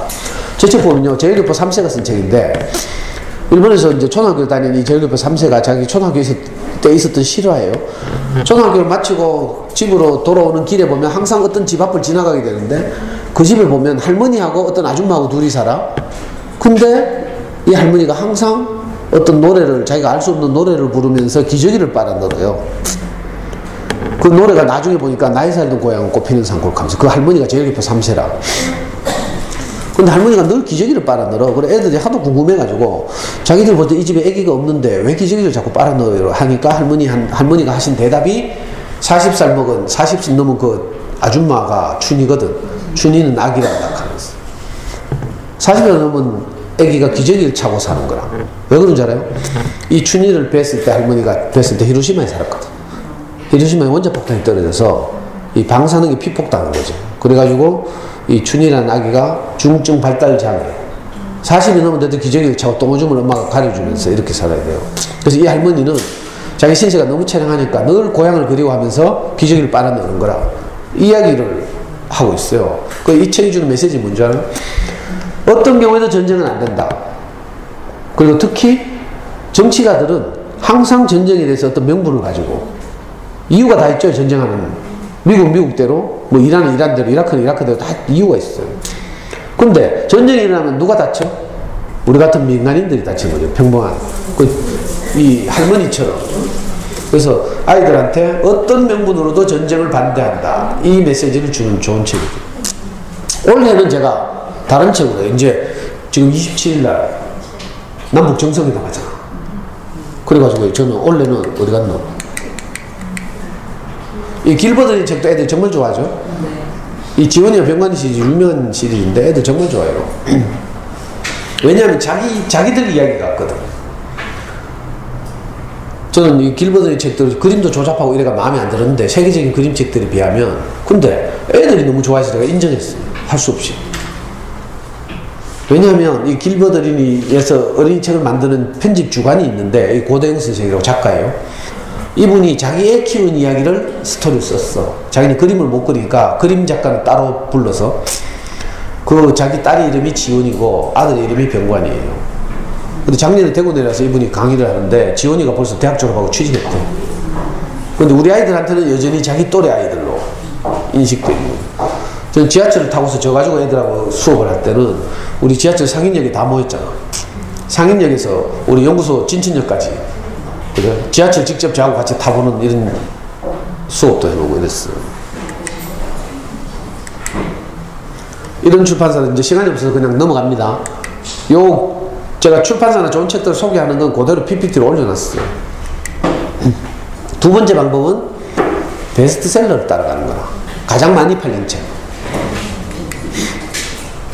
전 세계적으로 가장 많이 팔린 그림책 1위는 너는 특별하단다. 2위는 언제까지나 너를 사랑해. 이런 책들은요, 자주 읽어줘야 돼. 애들의 자존감을 높여주는 책이거든요. 저는 그래서 엄마들이 이제 이렇게 제가 학교에서 강의를 할 때는 한 권 한 권을 소개하기 시간이 너무 없어서 제가 금요일마다 우리 연구소에서 엄마를 위한 인문학 수업 해가지고 무료 강의를 해요. 그때마다 제가 매주 금요일마다 그림책 한 권을 정해서 엄마들한테 읽어줘. 그리고 거기서 무엇을 우리가 건져 올려서 아이들하고 나눌까 이런 수업을 하거든요. 그 수업할 때 이런 책들은 이제 텍스트를 쓰죠. 그러면 저도 울고 엄마도 다 울고 막 이래요. 읽어주다 보면 저절로 우리 안에 있는 아이를 사랑하는 마음이 막 올라온다니까. 평소에는 우리는 맨정신은 그런 말 못하죠. 우리 애들 보고 엄마는 언제까지 너를 사랑해 이 말 할 수 있어요? 평소에? 못하지.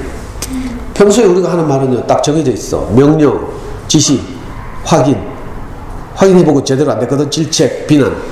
마지막에 열받으면 저주. 우리가 아이들한테 하루 하는 말은 6단어라니까? 여러분들 mp3로 녹음해봐. 쓸 말이 하나도 없어. 근데 우리가 이런 따뜻한 그림책 읽어줘봐요. 이상하게 우리 안에서 이 세계적으로 2위 제일 많이 팔린 2,500만 부 이상 팔린 언제까지 너를 사랑해 이 그림책 읽어주면 캐나다 그림책이거든요. 이 엄마는 계속 아이가 뭐 낮에는 말썽을 부리거나 말거나 저녁만 되면 애한테 뭐라 하는 줄 알아요? 엄마는 너를 사랑해 언제까지나. 어떤 일이 있어도 엄마는 너를 사랑해. 이걸 아기 때부터 대학생이 될 때까지 총각이 돼서도 계속 한다니까. 마지막에는 이제 엄마는 돌아가시고 이 남자아이가 자라서 아빠가 됐어. 창밖을 바라보면서 밤중에 아기를 안고 엄마를 회상하면서 자기도 모르게 아빠는 너를 사랑해 언제까지나. 어떤 일이 있어도 아빠는 너를 사랑해 이렇게 한다니까. 그러니까 이거 사랑은 유전되는 거지. 이제 어버이날 다음 달에 오는데 우리가 우리 부모님 사랑을 다 갚을 수 없잖아요. 그렇죠? 그래서 막 안타깝고 이렇죠. 근데 어떻게 하면 돼요?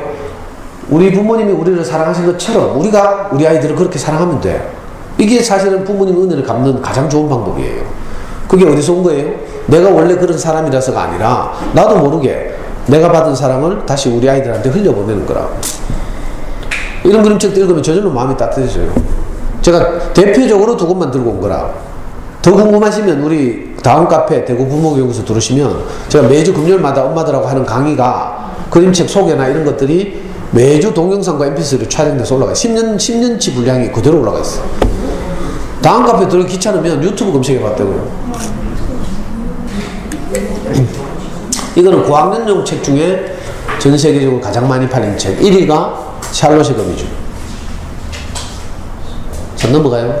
시리즈물로는 해리포터 1위, 2위 나니아 연대기, 3위 구스범스 뭐 이런 책인데 단행본으로는 이런 책이 제일 많이 팔렸어요.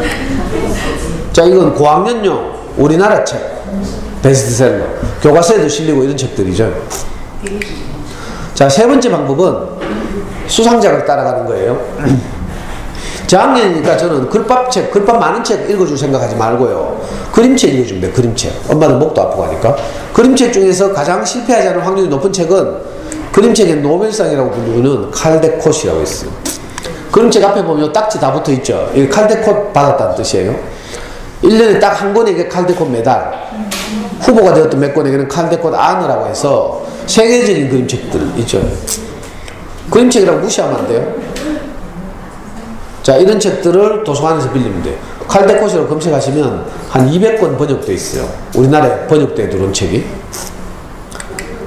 미국에 칼데콧이 있다면 영국에는 게이트 그린어웨이라고 있어요. 이것도 유명한 책들이죠. 보니까 요즘 우리 유치원들에서도 고릴라 이런 거 가지고 뭐 책 수업하고 이러더라. 그리고 영미를 제외한 다른 나라들의 그림책에게 주는 상으로는 이탈리아 볼로냐에서 2년마다 한 번씩 주는 라가치상이라고 있어. 우리나라 작가들도 상 많이 받죠. 자, 마지막 방법은 이제 도서관을 다니다 보면 좀 우리가 눈이 떠지거든요. 그럼 고수가 돼요. 그래서 작가를 따라가는 방법이죠.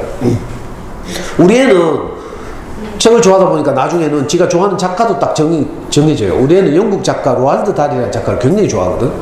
이 로알드 달의 작품들은 너무 재밌고 유명해가지고 전부 영화로 만들었어. 대표적인 책이 뭔가 하면 찰리와 초콜릿 공장 하는 책이 있어. 그 영국 작가 로알드 달의 작품이거든요. 그 다음에 마틸다, 제임스 슈퍼복숭아 뭐 이런 책들이 있어요. 작년인가 재작년에 영화로 개봉된 내 친구 꼬마 거인 내 친구 꼬마 마이 리들 자이언트인가? 내 친구 꼬마 거인 맞죠? 영화로 재작년에 개봉된 그런 영화도 있어요. 우리 애는 그런 작가들 진짜 좋아하더라고. 아이들 좋아하면 그림책의 뭐 우리나라 그림책의 전설이라고 할 수 있는 옛날에 우리 어릴 때는 뭐 방정환 선생님 뭐 있겠지만 요즘은요 뭐 권영생도 벌써 돌아가신 10년이 지났지만 권영생 하면 우리나라 그림책으로는 최초로 100만 부 이상 팔린 강아지똥. 지금도 안동에 가면요 그 초등학교 하나를 폐교된 초등학교를 권정생 동화나라라고 테마 공원처럼 꾸며놨어요. 거기 가시면 강아지똥, 음악가투리 조형물도 운동장에 있고 권정생 일대기 동영상도 있고 막 이래요. 애들하고 소풍 가보시면 좋아요. 저는 우리 연구소 애들 데리고 100명인가 그때 여기 차로 운전해서 1시간밖에 안 걸려. 달서구에서. 요즘 핫한 작가 백희나를 들 수 있죠. 아까 구름빵 이야기 했고요. 장수당 선생님도 정말 좋아하죠. 동네 재래식 목욕탕에 오는 할매 이야기, 요구르트 좋아하는 할매 이야기. 이 할매를 종이로 만들었잖아요. 그리고 사진 찍었다니까. 작년에 나온 이거 아주 불후의 명작 알사탕. 적어도 이런 정도의 그림책은요 집에 소장해야 돼 사실은. 제가 지금 소개하는 그림책들은 동네 언니들 집에 놀러 가보고요 이런 책들이 있으면 그 언니 따라다니면 돼. 자, 넘어갑니다. 자, 존 버닝 이야기 잠깐만 하고. 영국 작가 존 버닝이라는 유명한 그림책이죠. 지각대장 존, 알도 이런 그림책들.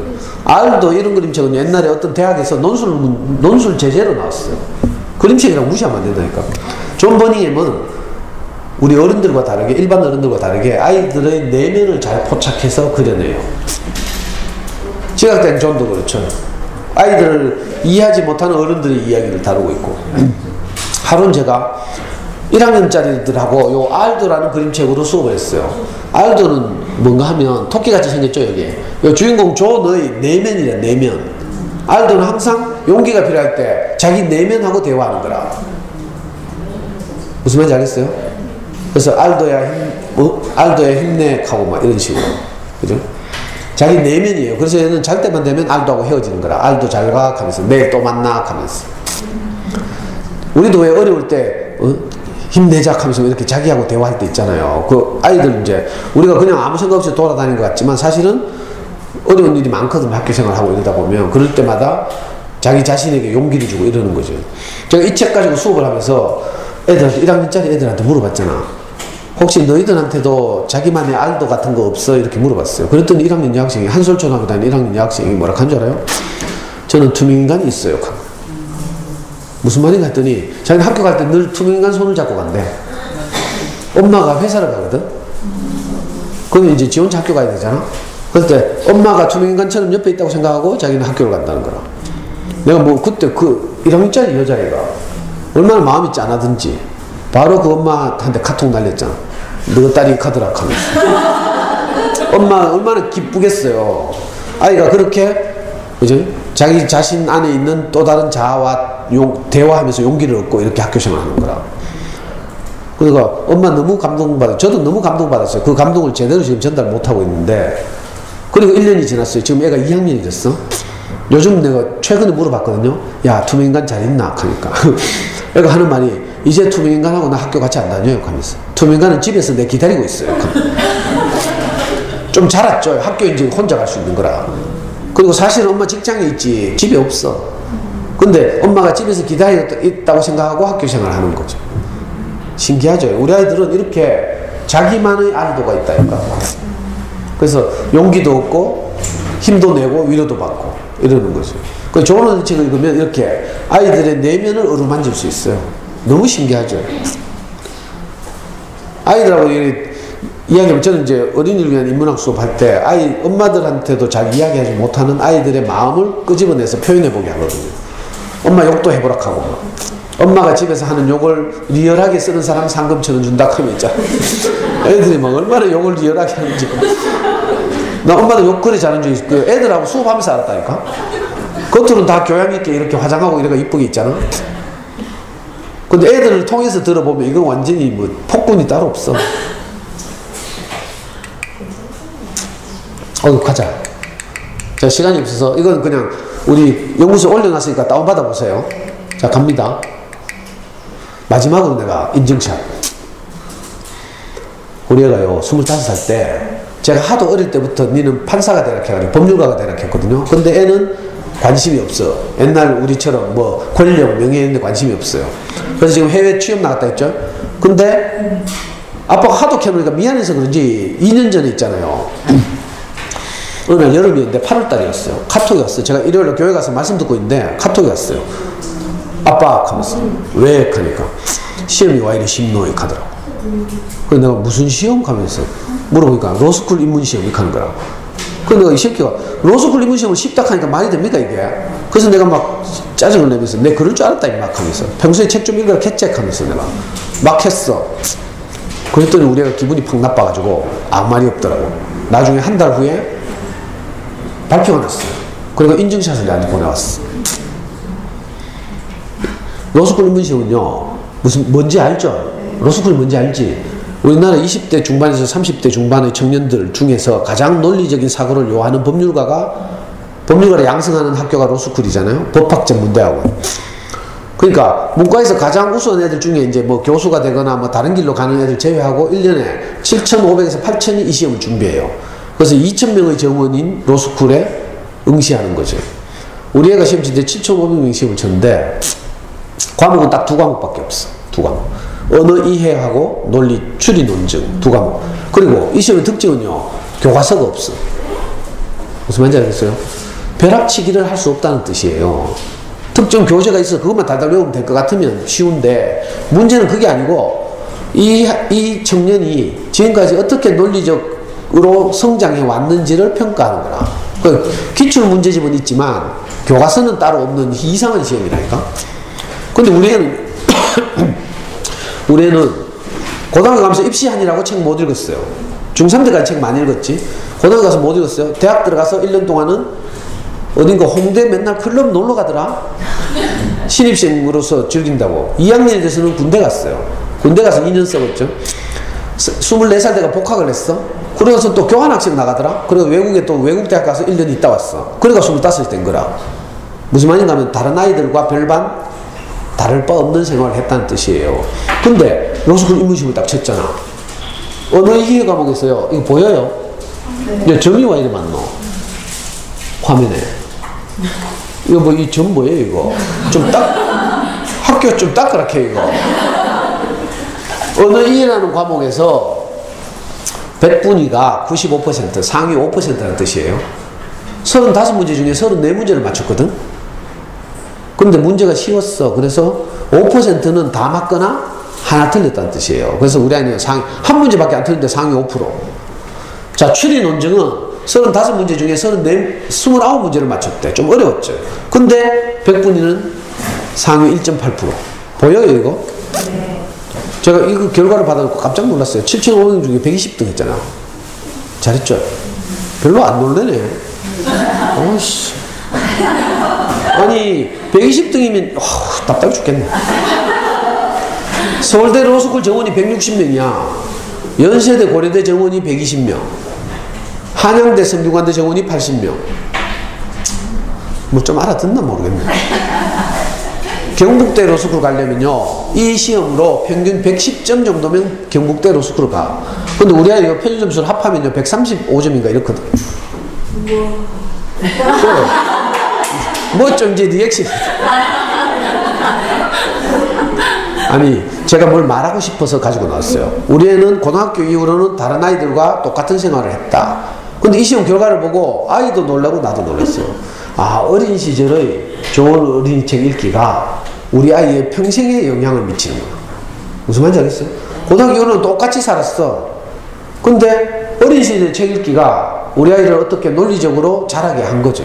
신기하더라고요. 이거는 수험생들 사이에서 이건 공부해도 안 된다는 게 정설이에요. 공부해도 성적이 안 오른대. 차라리 그거 할 시간에 공인 영어 성적 올리거나 아니면 뭐 자기소개서를 잘 쓰거나 이런 연습을 하래요. 그러니까 이건 공부해도 안 되는 시험이라는 거예요. 어떻게 해야 돼요? 그래서 제가 여러분들한테 마지막으로 말하고 싶은 것이 뭔가 하면, 자, 좋은 어린이책을 도서관에서 계속 빌려 읽는 작업은 당장 이번 기말고사에서 한 문제 더 맞추는 이런 문제가 아니라 우리 아이들의 평생에 영향을 미치는 중요한 작업이다. 이걸 여러분들 설득하고 싶었어요. 제 말이 좀 설득력 있어요? 네. 그래서 어린 시절 아이들의 생활을 바꿔야 돼. 웬만하면요 빨리 정리하고, 뭐 내가 끊으러 간다고 안 끊겠지만 쓸데없이 문제 푸는 걸 중단하고요, 도서관에 가라니까. 해보고요, 잘 안 되면 저한테 물어보고요, 우리 카페 들어와서 질문해도 되고요. 도서관에 가면 엄마들의 책 읽기에 대한 시각을 바꿔주는 책 2권을 한번 빌려서 읽어봐요. 우리 아이 책날개를 달아주자 하고, 소설처럼 애들한테 책을 어떻게 읽힐 것인가를 우리에게 도와주는 시각교정용 책. 저도 어릴 때 이 책 읽고 정말 많은 도움을 받았어요. 자, 마지막으로, 아니 오늘도요 제가 막 뭐 15분 뭐 하여튼 늦게 오고 뭐 하여튼 여러 가지 환경이나 조건이 열악했는데 우리 어머니들이 생각보다 잘 들어주시네. 저는 자녀에게 별로 관심이 없을 줄 알았더니 학급도 몇 개 안 되고 이래가지고, 근데 제 생각보다 많이 오셨고, 그리고 잘 들어주시는 바람에 제가 신나게 이야기했어요. 혹시 조금이라도 도움이 되신다면 우리 연구소 들어오시면요, 카페 들어오시면 제 모든 강의가 다 동영상과 mp3로 올라가 있어요. 오늘 이것도 촬영하고 있죠. 좀 있으면 내일 되면 올라가. 그래서 혹시 오늘 내가 급히 지나간 빠뜨린 것들은 다른 강의에 도움을 받으시면 좋겠고요. 엄마표 영어공부법이나 수학공부법도 다른 학교에서 한 강의들이 많이 있거든요. 제가 처음 가는 학교는 책 읽기에 대해서 말씀드리고, 두 번째 가는 학교는 수학공부나 영어공부 이렇게 내용을 바꿔서 말씀드리니까 혹시 도움이 되면 좋겠다는 생각이 들고요. 나중에 또 혹시 내가 다시는 안 볼 줄 알고 심하게 말했지만 너무 상처받지는 마시고요. 혹시 이제 애 키우는 거 잘 어려워서 잘 못하겠다 이런 분들이 좀 도움이 됐으면 좋겠고요. 잘 하시는 분들은 지금처럼 하시면 되고요. 나중에 궁금한 게 있으면 우리 카페 들어와서 질문하시거나 이러면 그죠? 좋겠습니다.